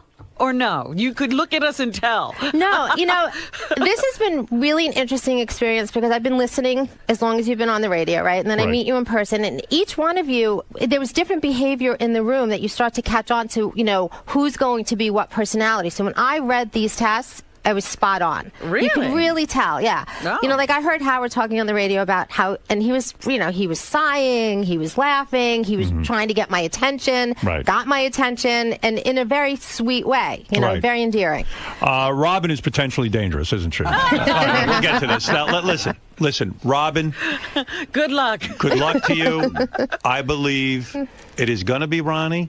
I think it could be you. And it could be Fred. It could be any of us. Not me. I know it's not me. Steve Langford, I don't think it's you. I don't think it's actually Benji. I'm most concerned about Fred, Robin, and especially Ronnie, who I put all my money on. Where is Fred? Right Fred here. is behind you. Right here. So be careful, Doctor. Oh, hi. Today's psych results are a result of the doctor. The doctor is highly qualified for this kind of thing. She has been doing this stuff. What if we find out that she's a delusional person who thinks she's not really a doctor? psychologist?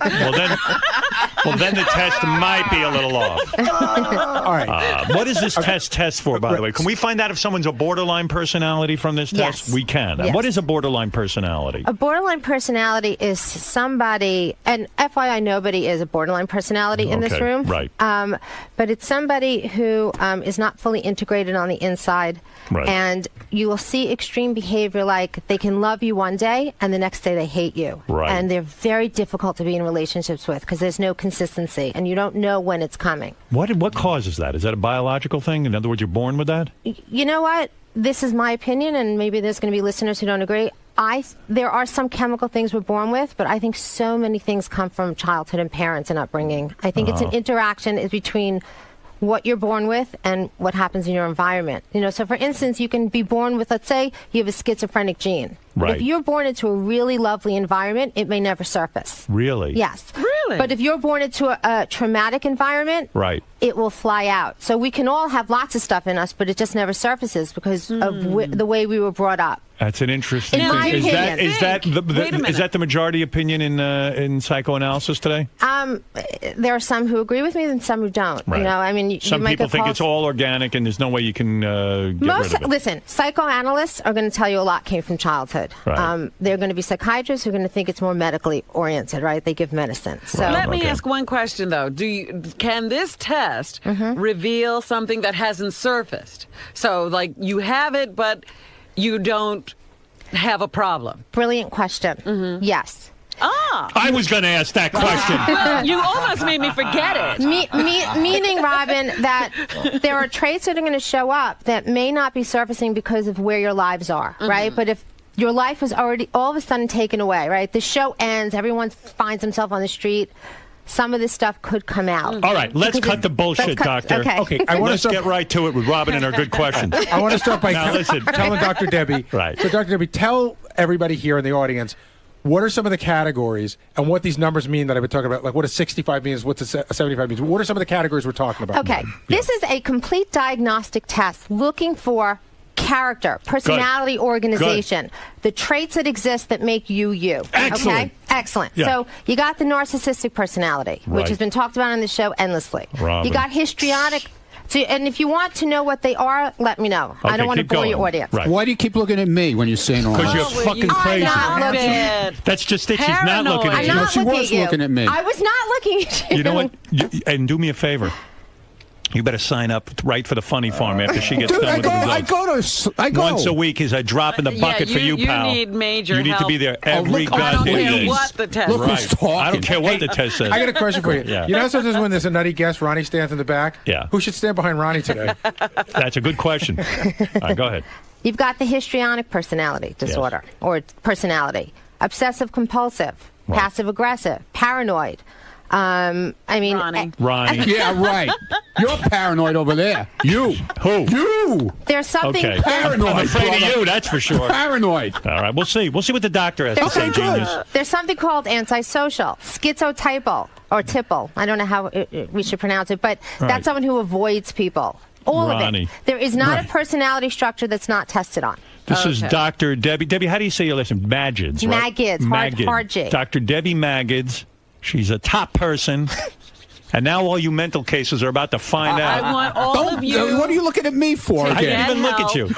All right, so one more thing. Time to get help. One more thing. So now that you've told everybody what it is, and before we get to what what order, the numbers mean. Explain the numbers. Okay. We all have some of everything. It just depends on where you fit on the scale. Okay? Right. So on this test, the scale went from 0 to 115. Okay? If you scored a 65, that means there's a lot of presence of this particular personality trait. Right. Okay? 75 means we're starting to border on sort of clinically significant. Okay. 85 and above means we're bordering on disordered, more problematic, more severe than Right. the other numbers. Good. And Okay? stop cheating and looking over her shoulder, I Steve can't- I haven't got my Langford. glasses on. That's Can't what see a I'm thing. watching you Cannot like see a a thing. hawk. You can't see a thing? Cannot. Good. Don't worry. I'm a doctor. I'm looking out for you. Okay, thank you. I see this I see all these maniacs every day. All right, now. So I think she explained it well enough. Are you All right, ready to so start? are we going to start with So the most how are we normal gonna do person? it? Yeah, I think we should start. Debbie and I talked So about it. announce my name, Debbie. Oh, and stop if you don't mind me, it. doctor, calling you Debbie or I Debbie don't doctor. mind. I like okay. Debbie. Dr. So, Debbie. So Debbie, who's number one on our list? Meaning probably the most normal, the who got the best score, so to speak. and doctor, And stop. what that personality is. And doctor, stop rubbing your thighs. You're turning me on. I'm She's watching everyone. got great hands. This She's got girl has great awesome hands. Look at those hands, Oh, man. that's lovely. Thank you. He's sucking up to you. You're still Okay. crazy. Yeah, so are you. The most normal on the Howard Stern show. Oh, I know it's me. I know it's me. I know it's me. Howard Stern. I told you. Oh, he owes me money. I think I owe Fuck you off. money. Everyone. Bullshit. I told That's a you. bullshit test. You're right. He did it again. He lied on the my test. God. Robin, can I tell you Lied something? On the test. I know answers to You questions. can't lie on the test. Debbie, can you What was lie his on the test? personality? Hey, How would I lie on the test? Okay. You know how. Then I'm a genius. There are scales on the test to help us know if people are lying, and his test did not show that there was any lying. But okay, first of all, let me tell you what his personality was and why I think he came out lowest. Okay. How about that? All right. How about because you're all fucking crazy? Down and sit down. This is such. I want to make out with the doctor now because I'll tell you why. Oh, please. Just get out of this room. You You're don't belong proving. here. You're proving what I always said. These people, I love them all, but sometimes I feel like I'm losing my mind with them. I feel like I'm trapped in a mental institution. You devil. Yeah. All right, now I'll be quiet, doctor. Go ahead and tell people why I'm normal. Okay. What is he? Howard Stern is the histrionic personality type. Okay, which means I'm going to read you a description. Excessive emotionality, very high on attention seeking. Okay, True. Needs to be the center of attention. True. Needs for constant approval. True. These are all psycho things. Repeated signs of acceptance. Right. Intolerance of frustration, delay, disappointment. Yes. Yes. These are all the things true. I work on in therapy. Yes, and you're could be doing sexually. horribly. Let me say. Okay, wait. Let the doctor finish. You're interrupting my perfect diagnosis. Go ahead. And You're a genius. Dramatic and sexually seductive behavior. Okay. And you've displayed Now, all of that when here you right now. Doctor, you've mentioned some things that sound somewhat, cuckoo. Why am I the most normal? Okay, here's my assessment of it. Okay? I don't know if you would have always scored the most normal. Right. Okay. You've had Because you learned to lie in therapy. Well, no, he's had years of therapy, but Thank here's you. really what I think it is, okay?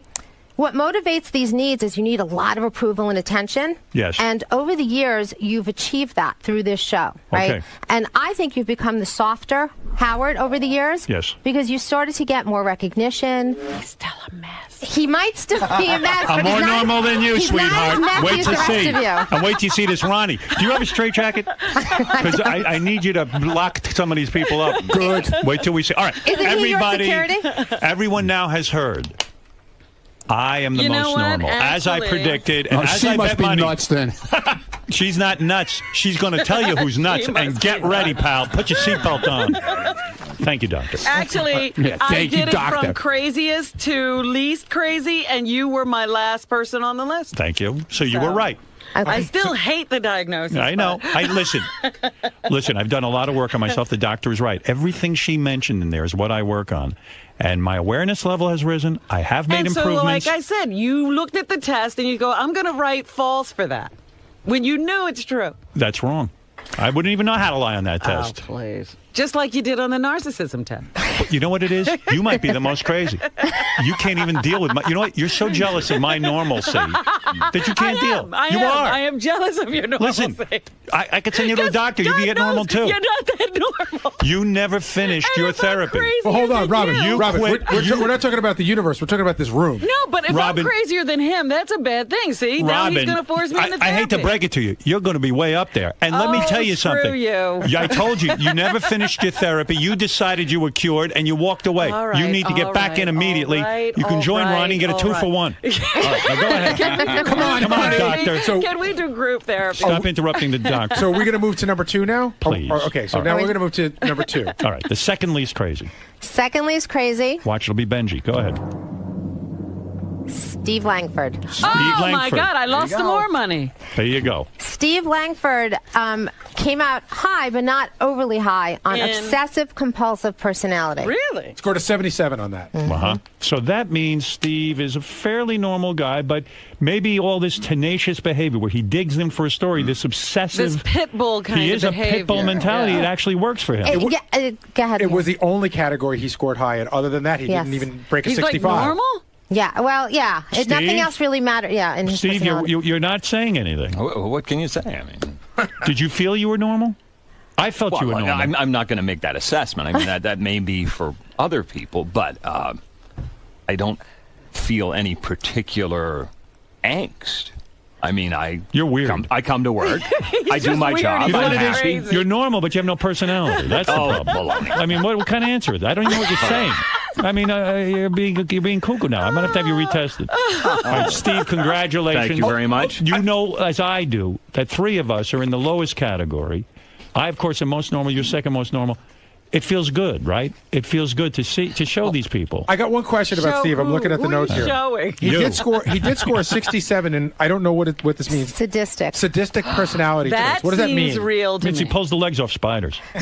What does it mean? Well, Doctor? it means there's a lot of residual anger inside. You know, I didn't say I wasn't going to talk about it because I don't know that it added all that much to. But it just says that there's anger inside and it could be acted out in certain ways. You know, along with obsessive compulsive, which is really a control issue. Right. He likes to keep control, stay sort of distant and rigid, and dig into things. And when I was with Steve taking the test, I mean, you didn't even look at me hardly. Well, no, I didn't want to bother you. I mean, my attitude is you're doing all these tests. You got a lot of work to do. I'm going to come in. I'm going to fill out the test, and I'm going to leave. Yeah, it's You're not a pain in the ass. I walked by when Fred was taking. Robin and Fred were in there screaming and yelling. I know these two are going to be way up there. I'll wait. So just You'll pay me see. now. Now listen.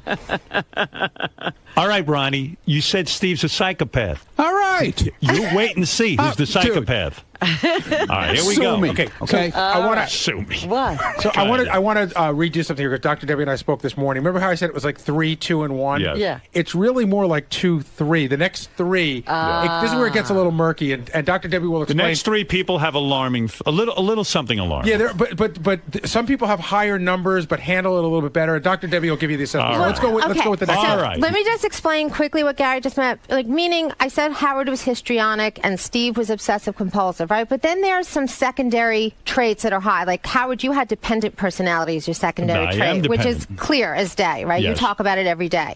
So what happens is, even if in the next 3, if someone might have a very high number, their secondary characteristics sometimes have balanced out the high number of the first one. So they don't act as crazy, or they These things showed up, but there are things about their personalities. They do balance these things out. So we shouldn't be too alarmed. So but these here we people go. are doing okay. Yes, Yeah. they're doing okay. functioning. And I'm gonna point that out. All right, here we go. Who is the next loony person? The next loony person is All right. Fred. Oh, Thank you. Wow. Good for you. I'm gladly paying you the $50. Right. So Fred, I think I'm losing a lot of money. There what you about go, Fred? my friend? Now, Fred scored an 83 on narcissistic personality. Really? Wow. Yes. You know what's funny? On the Dr. Drew test, I scored very low. Well, what did I tell you about that test? Yeah, you didn't like that test so much. I'm confused. All right, so far, Howard is the most normal. Steve Langford God, is we the have to second hear most. that forever. And then Fred. Now, Fred also had as a secondary schizotypal personality. Oh, I know that. What Believe does me. that mean? Okay. It means he's withdrawn. Well, he's detached. He's a little withdrawn, a little more socially isolated. Now, What number did he have on that? he had a 68. Yeah, exactly. So how does that balance him out? That's what I was going to talk to. He has this narcissism, so that's attention seeking and needing admiration. But because of the schizotypal, he's a little more reserved. It balances out the It's narcissism. a checks and balance thing. Exactly. Makes so, for one weird dude. Yeah, but But you want to know something? I'm not the weirdest. No, you're not the weirdest. I I'm told not you. the weirdest. Did I tell you wouldn't be the Victory! weirdest? Victory! I resent that you keep talking about yourself as normal. You were not normal. And I told you, Robin, you're going to be way crazier than Yes, but Fred, you're and I'm not. already right. Yes, you're not normal. Now you Well, wait can't till you hear what participate in you those are. conversations anymore. You're definitely not normal. You're in big trouble. All right. Okay, so All right, can I- so can- Fred is the third. Now, Let me recap really quick. So Howard, Steve Langford, and Fred. That means left here are Robin, Benji, and Ronnie. Oh, gee, we couldn't figure that out, I Gary. just want to tell the audience. That's what I've been telling my audience. All right. I think the next most normal. I could be the worst one. You could be, Robin, and I told you that. Now listen, and you said you go right into therapy, and I want that for you, but you're lucky Ronnie's here, and he's going to beat you out. Now, I'm going to say the next person is going to be Benji. Go ahead. Okay, now this was a toss-up of which order we were going to do this in. But this is what we decided on. I'll tell you why. The Okay. next person is Robin Quivers. All right. Thank you. I did win a little bit of money. I said it was more normal than Benji. Yeah, but I'll tell you right now, the Dr. Drew test wasn't that far off. Yes, however, you may not be thrilled. But, Go ahead. and I'm sorry in advance. What's the second Okay. component? Well, so Robin scored very high on narcissism. Okay? Higher than me? Higher than you and higher than Benji. Okay? Uh-huh. She scored a 94. Wow. Now, I just want to qualify because I want. Okay. She also has histrionic personality features at 74. Okay. Right. Uh-huh. Now the histrionic, But that's not a 75. No, but it's not. But your histrionic personality traits balance out the narcissism. Now, I do want to, and this is for you, Robin, because I want you to be happy after this. But this is the truth. Tell her the truth. Don't make her happy. No, I'm telling you the truth. Let her know. Within each personality scale, there are these mini scales that talk to you traits within them. In the narcissism scale, usually a narcissist is someone who doesn't care about other people. In that trait, you scored a 0. Meaning that you don't have that trait, even though you're high in narcissism. It showed that you actually do care a lot about other people, and it shows in the things that we know about you. And I think... Right. Yeah. And I think it's the histrionic traits that balance it out Doctor, that sort of forge you that. In your professional opinion, after here we go. seeing Robin's results, hold on. You don't. Middle. I know. High middle. Do you think Robin should still have a therapist? No, I'm balanced. Don't you think Robin should be working on herself with a trained professional?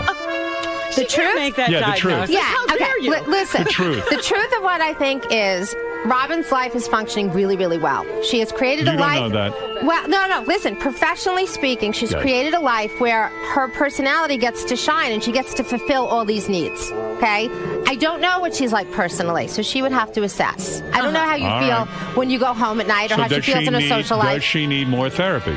I think everyone. Because you're still in 3 days a week does not mean everybody. You Okay, could hold use on. a brush-up course. Can I jump in here? I'm looking at Dr. Debbie notes, and the very last sentence in bold letters was revisiting therapy would be very useful. Yes. Could be useful. Could be Didn't useful. say necessary. Yes. Well, listen, I could get along through life without therapy. Oh, no, you were not But she didn't write that on getting along. she didn't write that on You anyone were else's. not getting along. Robin, I'm so much healthier than you. But Don't even talk to me you were about not this. getting along. You know what, Robin? This goes to the question that you asked me at the beginning, that could people have things going on that they're not aware of, right? That's not what I asked. I said that didn't surface. Yes, okay. And that was different than not aware of. I don't mean not aware of. Yes. I mean under control, not affecting their lives in a negative manner. I stand corrected. That's exactly what I meant. So for you, because of the test results that we found, your life is going well, but that's the kind of thing that if this all went away, then something might surface, and that's why therapy could be useful. Okay? All right. Okay. Well, listen. Thank you. You beat Benji and Ronnie. Those are our finalists. And now you'll see, as I predicted, Benji will be next, and Ronnie will be very, very severe. And you were on top and on the bottom. We're going to see. What can I say? Yeah. And the two of you are trapped in a car That's together. why it's called the Howard Stern Show. All right, let's go. Who's next? It's going to be Benji. The next person is, am I getting a drum roll? Yep. You are. Benji. Yeah. All right, tell me what's his problem before we get to Ronnie's insanity. Benji. What, Ronnie, what'd I tell you about you? I just won a ton of dough on you. Good. I got I'm you happy pegged. for you, man. Do you see I got you pegged? I'm happy for you. Wait till we hear the laundry list of fucking problems. Yeah, You're good. Miss America, Good. Ronnie. Go to Ronnie first. Do me a favor. I want to know the most crazy guy, and then we'll get back to Benji. Oh, yes. Make sure he gets the notes. Okay. All right. Ronnie, you've been lovely to me, so I'm sorry, but here we go. Whatever. I should read this. What? What you wrote. Okay. What? What's the first word on the page, You Howard? gave him my whole synopsis? Ronnie is the person. No, the word in capital letters on top. Doesn't it say severe? Yes. Results severe. Okay. All right, here we go. Okay. This is the Ronnie. head of security? The head of security. Okay. Where am I going to get security? From the loony go bin. ahead. Okay, Ronnie, narcissistic personality disorder, 109. Whoa. Somebody who beats me. That's so wonderful. He trounced you. Histrionic personality traits, 79. Paranoid personality features, What'd I tell you? 77. Yeah, he thinks everyone's talking about him. Passive-aggressive features, 77. Wow. Wow. Is that like a triple header? Ronbo. That's This is what 4. I've been telling you. Quadruple double. You think everyone's out to get you. I see this. Okay. Go ahead, tell me about this. You don't feel that any of that's true? No. Okay. And where does delusion? How do you test on delusional? Actually, this is another access, so I left it out. But he did have delusional. Where's my notes? Oh. If I'm to be completely honest here and revealing, where are you, Ronnie? I'd like to read what you wrote about Ronnie. Not to put pressure on Howard, but I believe he has been instrumental in keeping Ronnie. Are you going to read my notes? That's so embarrassing. Can I read them? Oh, sure. Okay. You can do whatever you want. It's your show. And now you're going to realize how important I am to you. Okay. Not to put pressure on Howard, but I believe he has been instrumental in keeping Ronnie functioning as well as he has so far. Oh, God. This show and the personal work he does for Howard has enabled him to exhibit some of these characteristics in a way that has not hurt but enhanced his life. His narcissism and histrionics are being fed. If Ronnie did not have this structure, in other words, if I fucking retire, he may experience way more problematic behavior. I don't know too much about his personal life, so we'd have to speak to it, but it has to be affected by these traits. Now. The next part's pretty important, too. Oh, yeah, what is the next part? The part about the fact that you're now security. No. It allows, the paranoid piece of mistrusting people. It actually makes you a great person for security. And it sort of... Right, because he's suspicious of everyone. Which is actually... That's why I hired him for that. Yes. And I see, he's fucking like an eagle eye. The thing is, it takes the pathology, so to speak, and it sublimates it into something that's actually useful. So he has to watch people. He does have to. So it normalizes the pathology. Right? See? I know my customers. I made him a security guy. I got a question for Dr. Debbie. Has anyone ever scored 109 on narcissism? No one I personally know, but right. Yes. But in your not. But I work with a pretty healthy population. Not like this one. Listen what you say, Doctor. Without the outlet of this show, Ronnie could get himself into trouble. I, without a doubt, feel Ronnie should be getting some outside help. Now, I want you increasing to 2-3 days a week. Okay. You're going to pay Who is for this it? you're seeing? They didn't tell you needed more help? Okay, well, two things. Also, Ronnie, I think once a week therapy is hard because I do think that you don't trust easily. But I do think that you can trust more easily. And so something more structured, what you see somebody more frequently, I think would be beneficial. The other thing that Gary wanted me to point out, there's something on the test called the desirability scale, which shows us who's trying to make people think that they're better than they are. Right. And Ronnie came out the highest on that. He scored an 85. Ah, see? You got shit to work on. Langford, what about you? What? What about him? Ronnie thought you were the most crazy. Yeah, well. Now you can tell him he's crazy. Whatever.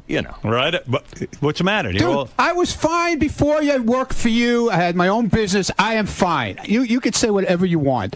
Your test is fine. Well, it says I'm not saying anything bad against you. It says you're I functioned way before you ever met you, okay? Right.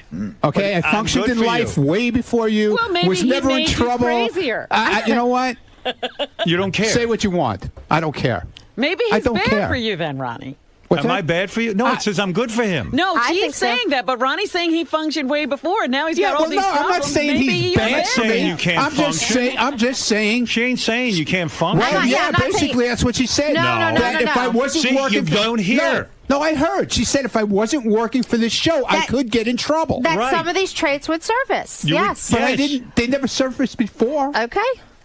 Listen, I don't know you're the you. greatest narcissist that ever lived. You should be proud of yourself. I've been dethroned. You beat Robin. I'm happy for you. So what about Benji? Is he kind of loony too? Yeah, what is Benji's deal? Well, we just wanted to get to Ronnie, the queen. No, Ronnie's the queen bee here. Right. Okay, Benji is an 80 on histrionic personality, so he shares your personality traits. Yeah, well, he tries to be He me. wants to be you, And he's got 71 on antisocial personality feature. So the way I see Benji, I mean, you see Benji trying to gain attention, but he does it in the negative ways, right? So he'll chronically be late for work or those kinds of things. I think it's the antisocial piece that gets in the way for Benji. Yeah, he's odd. He can't figure out how to get the attention that he needs. So he goes for negative attention. Yeah, subconsciously. I don't think he really knows what he's doing. And but sometimes it's not even funny. He just wants attention, right? Yes. Yes. Oh, look at Ronnie. Now he's all clammed up. I'm What's the never matter? You clammed freaking up. out? No. I told you got issues. Dude, I don't. What'd I tell you? I know you. Okay. I sit there with you You're a every day. psychiatrist now, too. That's fine. I am a psychiatrist. Okay, good for you. Listen. When it comes to you, for I'm a psychiatrist. Okay, good. Listen, the reality I'm is happy. This test is used in conjunction with knowing everybody. So the test results are the test results, and then we have to sort of see how your lives are functioning and see what you're doing, and You're then gonna you be put it all okay? together. No. Well, you know what? When you think about it, it says the reason you're a good security guy, which I always said you It's were. because you're paranoid. It's because you're paranoid, and so you look over, and I like that about you. And then it says, look, okay, so, you know, you got characteristics where basically I make you complete. As long as you're with me, you're okay. Okay. Yeah. You should pay me. Okay. But Howard, they all make you complete. That's right. They all make you complete. I love them You all. depend on them. They feed you. It all works really well. So, Doctor, I've surrounded myself with all crazy people. No, you are crazy. And it's a mixed bag of nuts. Hey, with Doctor, You're all jealous of my results. Yes, I'm jealous. I am. I've forgotten about your results. All week long, it's been Howard's the best and Ronnie's the worst. So, and it was right. It turned out just the way you wanted it. All right, I'm happy. I'm happy. Now, Let's Debbie, take a- give us the real results.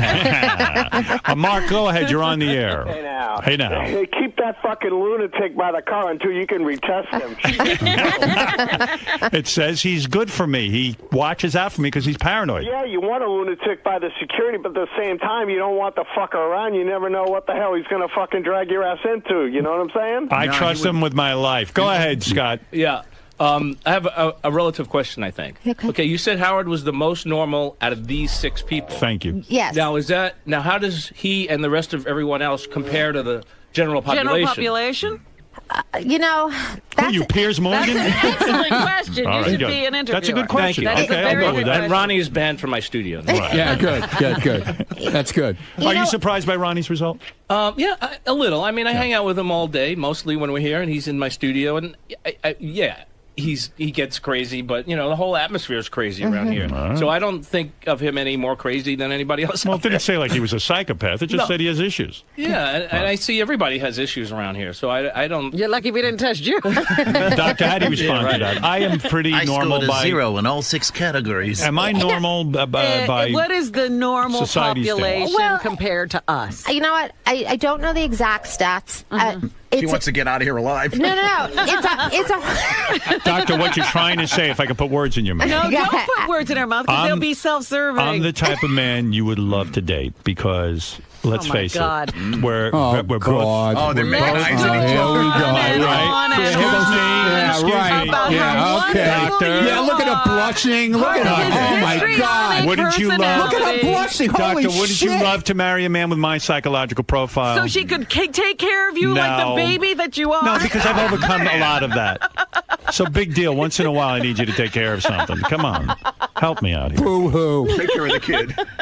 You would never marry any of these other loons. I'm your type. I'm a woman. She can't marry me. That's right. And I'm spoken for. That's right.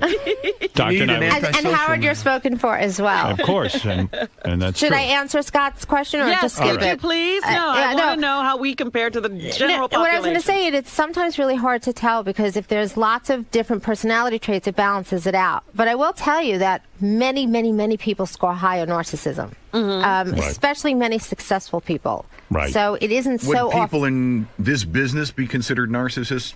For the most Yeah, part? this business in particular is a high concentration of narcissists and histrionics. Narcissism and comes histrionics. from having a mother who tells you how wonderful you are every minute. No, And not Yeah, but I didn't have that. as long as you, No, as Howard. long as you buy into how wonderful she is. Howard, That is not true. That's so not Howard, true. I'm so What do glad. you know, My Ronnie? mother never told me that. No. I'm going to put you in a straitjacket. Can I explain? Size 42 regular. Mr. Know-it-all. Go ahead. I would actually love the opportunity to explain what I think narcissism really is. Please. It's actually having a mother who did not plug into your emotional needs at all. Right. Okay?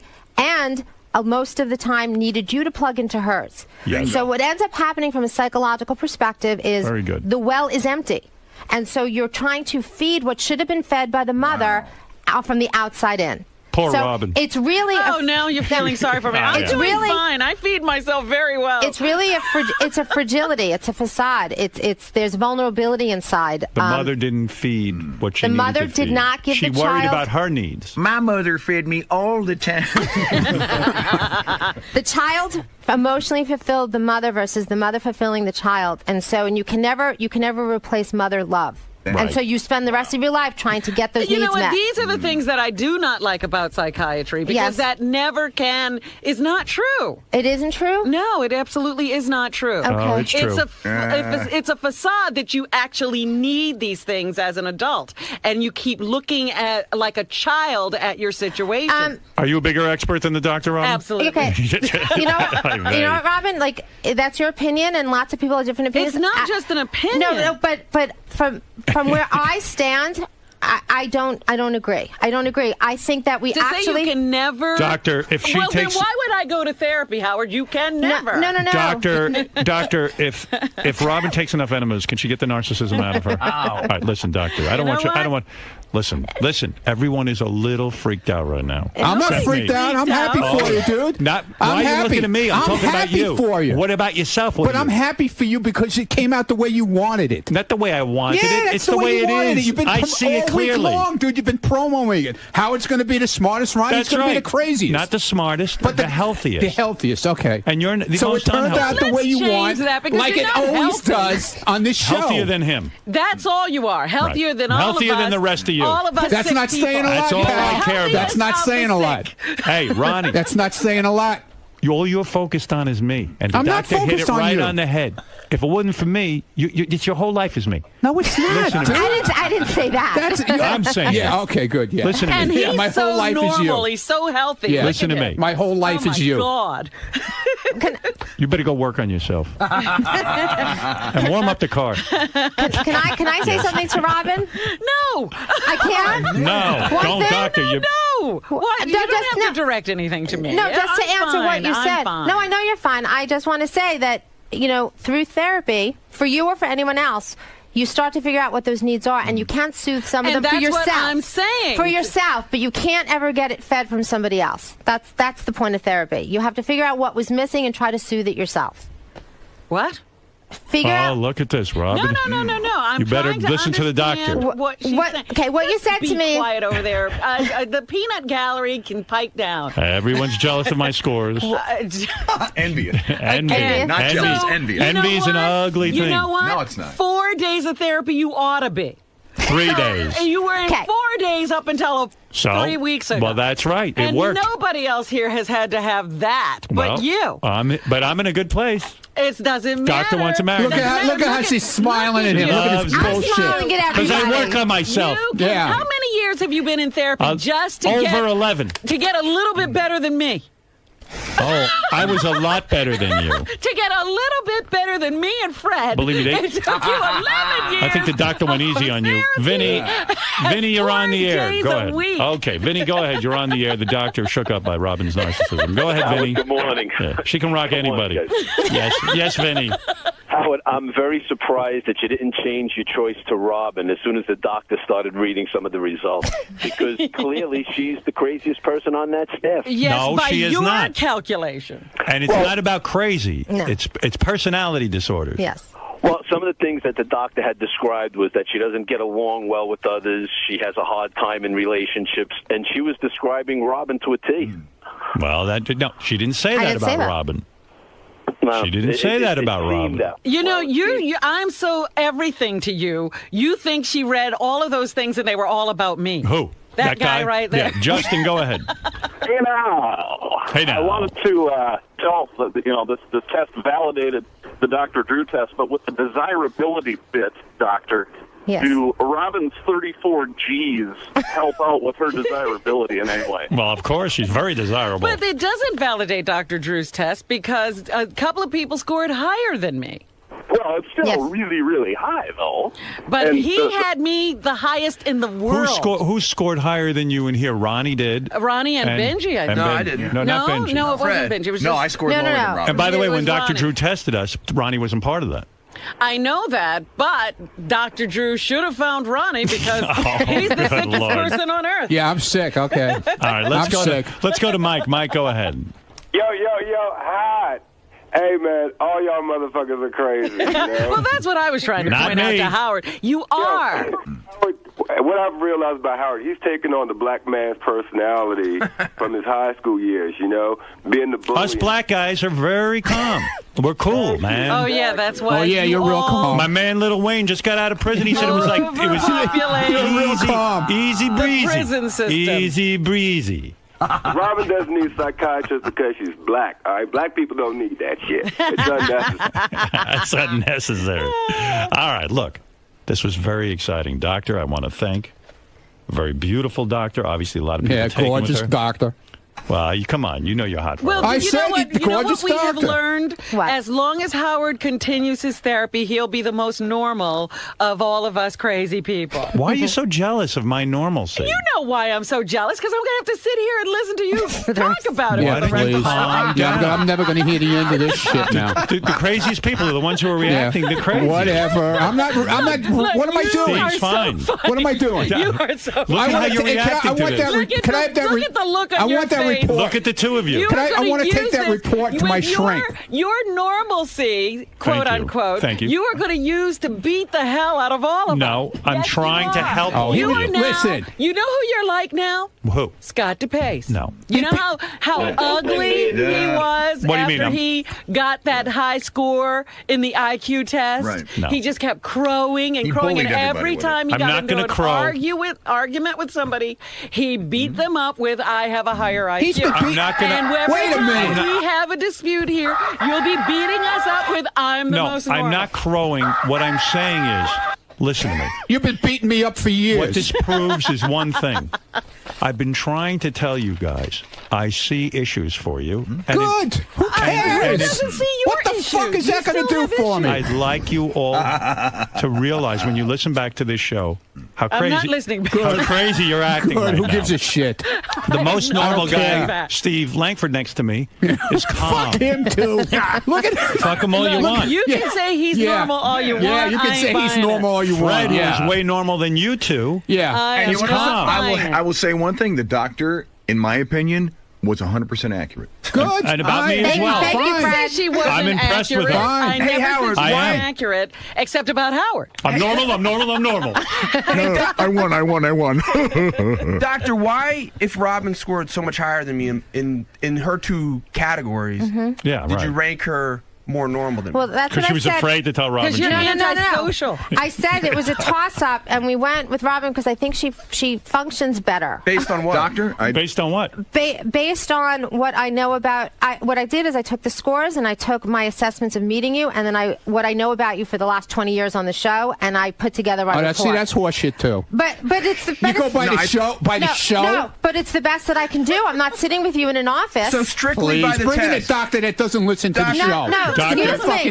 No, wait, Dr. Benji Ronnie. says strictly by the test. Did he Strictly- do better He than Robin? wants to beat me. Strictly by the test, his number was a little lower in narcissism. No, he was histrionic. Yes, his number was lower than Robin's, but because of the antisocial characteristics, I think it's in his way more. But my secondary, I did explain her that. secondary was higher than my secondary also. You want the exact? Uh-oh. She is the Now she's pissed. Look at her. Benji. The smile's gone. No, the smile is here. I'm not pissed. Doctor. I did explain it, though, if people Doctor, were you listening. explained it very well. Benji Of will have course. to. Neither you mine can was a have this red flag. conversation off the air. Okay. It was very No, close. 80's a red flag, Benji. What are you talking about? That was in red histrionic. flag? Histrionic Histrionic's 80 a great thing. and antisocial 71. That wasn't a red flag. That's No, that's borderline. No, but that contributes to what I think is in your way of your stuff that you don't do so well. Hey, Doctor, I have one But question. normalcy you based on knowing us from the show. Well, I would highly. it's all I can do. I don't know you I personally. would highly recommend therapy for Benji, is what Yes. you say. I'd be in Yes, for that. based on the way he Definitely. acts out on the show. What else can listen? Based on the way I act out on the show. You know what? You guys can put it down, but we all take our dysfunction to the workplace, not just the Howard Stern Without show. Howard, Yes. Howard, Benji would most likely not have been able to sustain a job out there. Without this structure, he could be in trouble. Based on the fact that Howard keeps giving you a chance over and over again. Based on listening to the show. But you have this exhibited problem. behavior. No, Yes. no, but Rob, we wanted the test results. What? You got What? the test results. Okay, the doctor is factoring in some things she knows. But, okay, you tested a little bit saner than Robin. Okay, you got that. Although, but based on what she observed in the room. But does he get points deducted for putting down a false birth date? I didn't know that. I heard you say that. I didn't know he did that. We could debate this all day. Yes. Now you know. What most importantly, my buddy over there, Ronnie. He needs help. Needs help. Yeah. So do why you, are you asshole. beating up on him? You need help what also. You're doing you need a lot wrong. of help. It's very bad. It's good radio, though, isn't it? That's right. Ronnie, I love you. Can I have that report? I don't have yours. No, the thing that you read about me. Oh. Yeah, you can have it. I want that. Unless the doctor says no. Doctor, can I give him his report? I mean, it's not my property anymore. But just to tell you, I was told to write up a paragraph based on what I know about you guys. I want my guy. Frame this and put it over your refrigerator. I want my guy to read it. I want him to read it. He should read it. I want him to read it. Believe me. And don't hurt him after. He's afraid of you. And he doesn't listen to the show. So I want him to read it. They just locked him up. Whatever. He Who left cares? town. He's on a bus. What do you say? Is your psychiatrist a good guy? Is he? You know Yeah, I what he's love doing? the guy. You love the guy? Yeah. All right. And he's not afraid to talk to you? He can be honest with you? Yeah. Yeah? You know what, Ronnie? The thing is... What are you looking at me like that for? I'm just reading these results.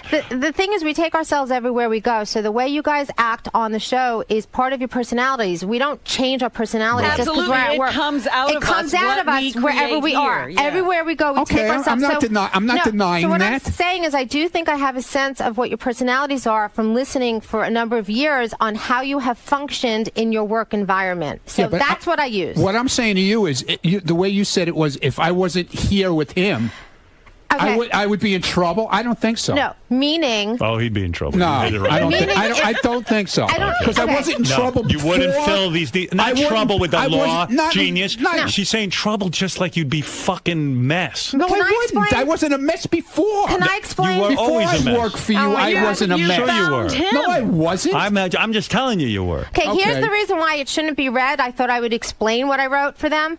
It's not that if Howard disappeared, you would be a mess. If the structure of your life, if Howard Stern Show went away, the security went away, right. If you were just left to your devices, I do think all of these characteristics could surface and you could be in trouble. Because no one else would put up with them. Well, it's not. It's okay. I'm done explaining. Well, that's that you wouldn't work. You're a successful guy. Well, you always had a business. Yeah, exactly. That's She's why I never worked for anybody. I'm talking emotionally. Yes. Okay. That's why you got some personality. Okay, good. Yeah, and so do you. That's right. Yeah, you got to be in the car with him. Yeah. How much? What do I do? Do I put up the divider and I don't talk to you? No. Okay. That's the way it's going to be from now on. All right. I'm scared of you after this. Good. Is that divider bulletproof? I don't know, man. Listen to me. I love you, dude. like you don't have to love. You don't have to love me. You think I hate you? Look at me. Oh, I know you hate me. Okay. The doctor knows it too. Yeah. Do I hate him? Do I hate him? No, I think you love him. Well, when you started writing me in crayons back, how many years ago? It wasn't did you send me, crayons. You sent me a letter what in crayon. Are you doing? I knew there was something wrong. Crayons. But I hired you. You seem like you're reliable. He's reliable as hell, I got to tell you. Crayons. All right, listen to me. When I get in the car from now on, the divider should automatically be Okay, up. good. No problem. I can handle that. How about I'll be in the car less than I am now? How's that? I'll be in the back. That'll be even better. I'll be in the back with Dr. Debbie. Okay. That's right. But I won't be there. I don't want to be. I don't want to hear what's going on. All right. Dr. Debbie, you are lovely. Thank you. You really are. You're just saying that because you got the best score. If she Say had what you told will. you were Ronnie, you'd be throwing her out of here. I know I'm not Ronnie. I knew I test very well, and I knew I beat all of But you. you don't know what she was going to say. Oh, I knew. I knew what she's going to say. You know now after the fact. Wait, what was your histrionic score? Go back and listen before we heard the result. Wait a second. Howard was 74. Go back and listen. That's pretty good. Before Dr. Debbie walked in and what I predicted. I'm pretty dead on about all of you. You've been predicting it forever, dude. I'm dead on about all of you. You predicted it before we even took the test. I know my customers. Okay. Langford was the wild you card. didn't fix this whole thing? You mean that I'm secretly in love with Dr. Debbie when we meet at a hotel and we plan this whole thing out? No, that doesn't mean that you met at a hotel. Dr. Debbie and I were involved sexually last night. I entered her multiple times. Is that what you're saying? Oh, my goodness. Dr. Debbie and I had orgasms all night and then plotted this whole thing out. Dr. Debbie, you swear that didn't happen? Write up the results. I swear that didn't happen. Look how she's Debbie, you're blushing. Yeah, look how she's blushing. You know. I was on Piers what Morgan can I last say? night. I couldn't have been in a hotel. And she brought her two best friends with her, too. Is that right? Oh, yeah. Are they as hot as you, Dr. Debbie? You can meet them if you would like to check it out. I need to evaluate them. You want them in? Okay. Well, let me tell you, Dr. Debbie, you've done me a big favor. Now I've got the rest of these people in line. This is what I'm telling you. You've given him now ammo I'm totally out of line. to beat up on all of us for the rest of our time here. Mike, go ahead. You have the last word in Detroit. Okay, listen, doctor. What does it say about Howard's personality that he's so accurate with his predictions? Is that a result of him being so healthy? Yeah, it means I'm observant.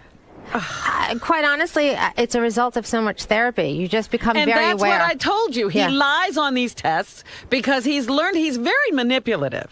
And this is something you don't pick up on. Freaky. No, you are What's wrong with you? manipulative. Saying such a terrible thing about me. And you don't know this about yourself. Listen to me. I Yeah, didn't manipulate really. Look what you do to people. The woman gave me true, false questions. I answered them as honestly as I could. As honestly as you know what result you want to get. And why didn't you do that? Because I was honest. Well, so was I. No, you weren't. Oh, my God. You need so much help. I know you. I love you. know you I'm better begging you than- to get help. I know you better than you know yourself. Would you go I back know into you better, therapy for me? Certainly than I know. Will you go back than into the therapy for doctor. me? No. You will not. I am going to stick to my guns. As a result of what the doctor said today, you will not go to therapy. I told you if I was the worst. All right, well, you were pretty damn close. You were up there with Benji and Ronnie. That's not good. Think about that. Look, again, I will say we're all in pretty bad shape. Not me.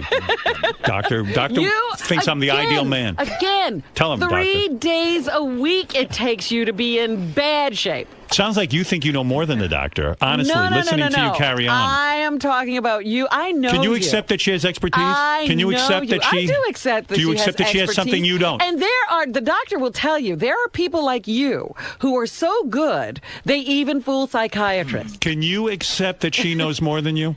Can you confirm what I'm just saying, that there are people who can fool psychiatrists? There are people who can. You? There's one. Yeah, that's what I'm doing in therapy, fooling a psychiatrist. But I don't think I can be fooled.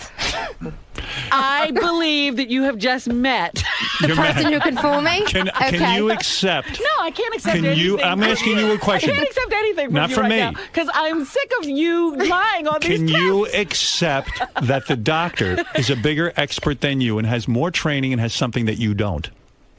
Absolutely, she knows what she's doing, except in a patient like you.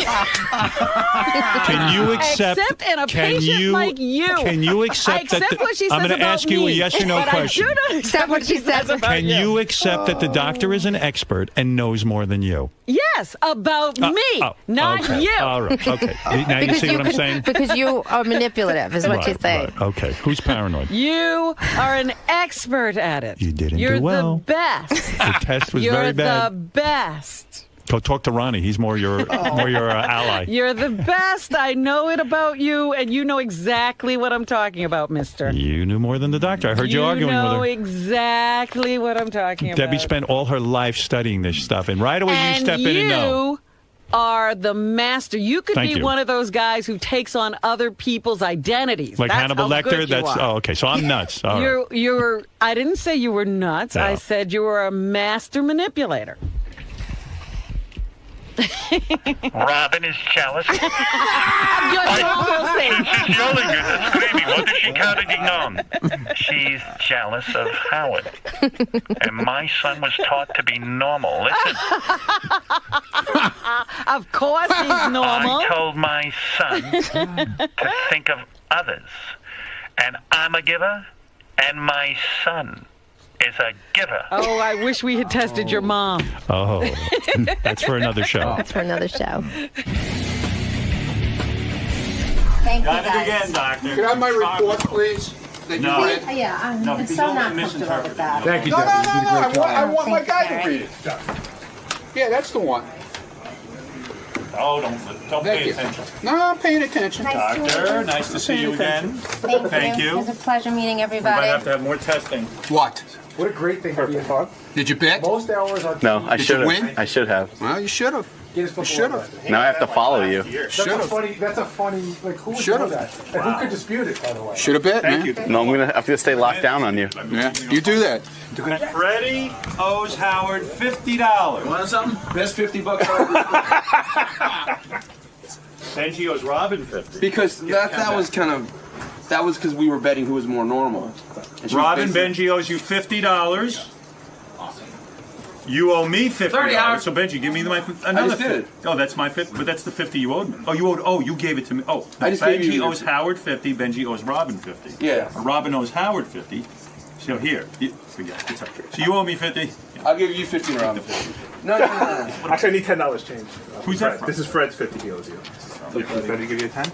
Not Fred. Thank you. That's enough. You don't owe me. No, it's good. No. It's done. It's done. It's not betting over. then. No, I just checked.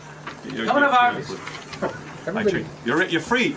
It's my $50. Everybody who's in here doesn't belong in here. Get the fuck out. You got it, Howard. Why did the psychologist evaluation not hold any water in your opinion? It's a good question. I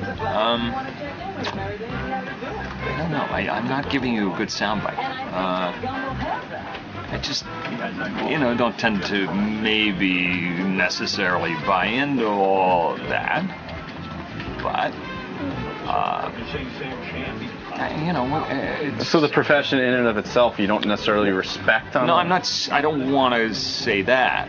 But to just write down some tests and this is going to be the judgment. To truly get into the heart and mind of Steve Langford, you shouldn't be able to use a number 2 pencil in the Scantron machine. Well, that's a good question. You seemed satisfied with your results. You said that you seemed like they were accurate to you. I felt like she was pretty much on the money with me. Look, I've certainly been to enough people and therapists and things like that to figure out over the years what I like about myself, what I don't like about myself, and I think she was pretty much on target. So there you go. And it's probably the thing that I struggle with is the antisocial part. Trying to work on that. Robin, you seem the most upset by the fact that Howard finished first, though. That it was skewed. I don't believe that result. I'm sorry. I will point out a number of things to you. The man can't function by himself. He has an army of people, so he can go to therapy 3 times a week. Right. That is not normal. And he's still spiking. It's like 3 times a week in an army full of people and you can't get within the normal range? Forget it. Just imagine him without all those trappings. So that throws the test validity out the window right there. Absolutely. I wouldn't want to be normal. You can't be normal in this business. I mean, what good would normal do me? Well, here's the deal. It's like if we were all normal, we'd all be accountants and lawyers. And I could have stayed in nursing if I was normal. Exactly. It's like there was a reason that I didn't do that. Yeah. And this is my reason. This is why I'm Absolutely. here. So normal isn't all it's cracked up to be anyway. Show business is crazy business. Obviously, you feel sort of slighted by this test. No, I don't feel slighted at all. Really? So what's your? I just didn't like that the assessment was based on. You think there's show bias? Yeah. I didn't like that. I was fine with everything being totally by the test. I don't want an assessment, a subjective. They said it wouldn't be subjective. A subjective assessment of what she's observed by being a listener. I think that was a little like. I think that was a little not improper as a psychological assessment. What do you find so sexy about her? She has a nice. I like someone that's really smart. She has a great body. She has a really pretty face. So the whole package. Yeah. Are you going to try to take this? I know sometimes some people from the show you've dated. Are you going to try to take this up a notch? Yeah, definitely. Yeah. For real? Yeah, and her friends too. Yeah. Why are you so upset about it? You seem to be very upset about it. You seem to be upset. No, I'm not, dude. I'm not either. I don't care. I mean, what's going to happen? Played you crazy. What's the difference? Is it going to change anything? Is it going to change your job? Is it going to change anything in your life? Are you upset? Ronnie, are you going to go home and sit in the corner now and get upset? What's the word? Project? I think you're projecting. You're upset. I'm asking you a question. I'm not upset. Then why you keep dwelling on it? I think it's interesting. But why are you dwelling on my dwelling? Ron, stay the fuck away from me, man.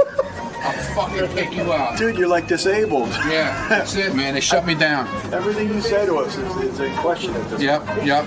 Except for my one job, right? Even that, I don't know if I can respect his opinions anymore. If he tells me, don't do this, it's like, you're crazy. Because before this test, you were really listening to it. Really listening. Yes, he was, definitely. Ron, you keep saying that you don't care, that you know You already knew you were off you your can come rocker. through. Don't worry about the camera. It's okay. You know, there's nothing going on here. Believe me. Oh, there's a lot going on. There's absolutely nothing going on here. That's what you keep saying. You keep maintaining that, you know, that there's this. You're off your rocker. That you know. Dude, that I'm not there's. off my rocker. But you seem to be deflecting. I'm not deflecting. I told you before I went in there. If they think I'm crazy, that's fine with me.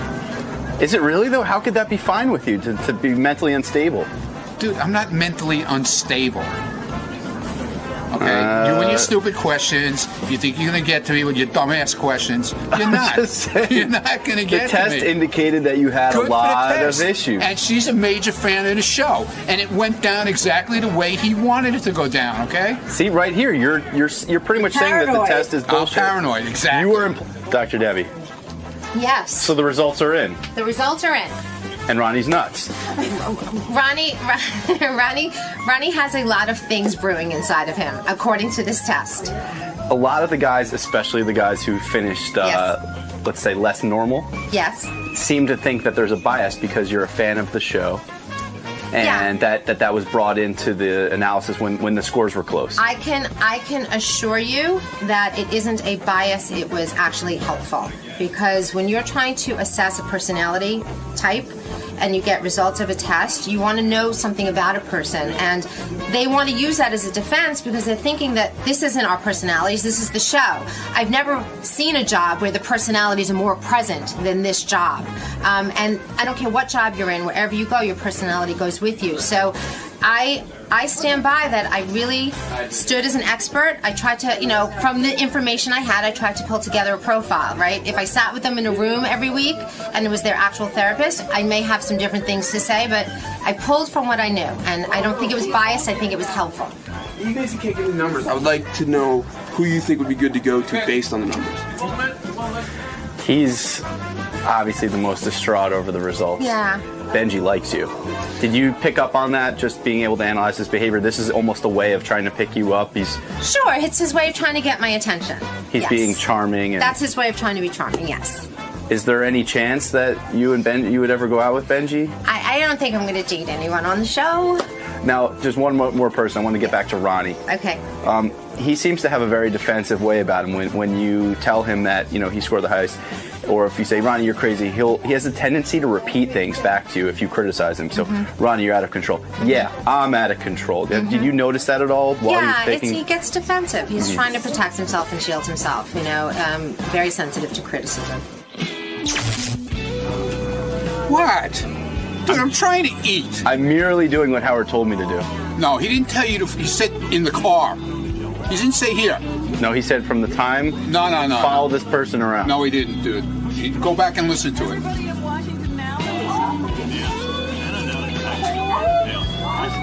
You wonder why fucking people are nuts around here. You get an ass like this. Fuck. What are you talking about? Howard told me to do this. No, he didn't. Yes, no, he did. She's up here. Okay, she's getting responses here. This is so stupid.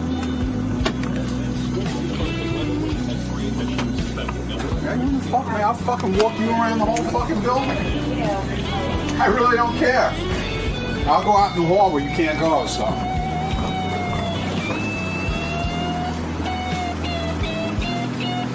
Stupidest shit ever.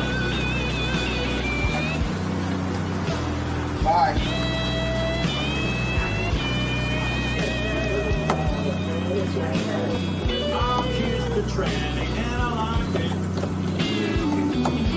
What happens if I walk in the studio? You gotta follow me too? I sure will. Okay.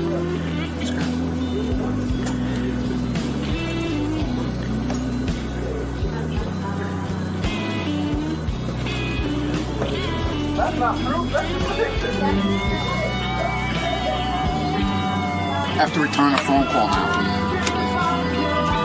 that I got while I was in there. Is that okay with you? Mm-hmm. You sure? Come on, Matt. Don't worry about this asshole with this camera. This is bullshit. It's no time for name calling there, crazy. Yeah. Nothing I haven't called you before.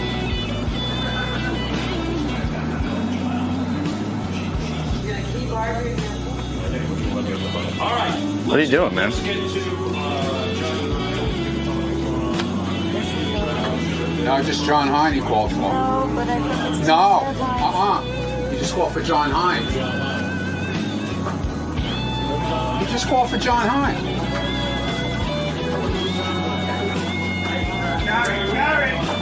Gary.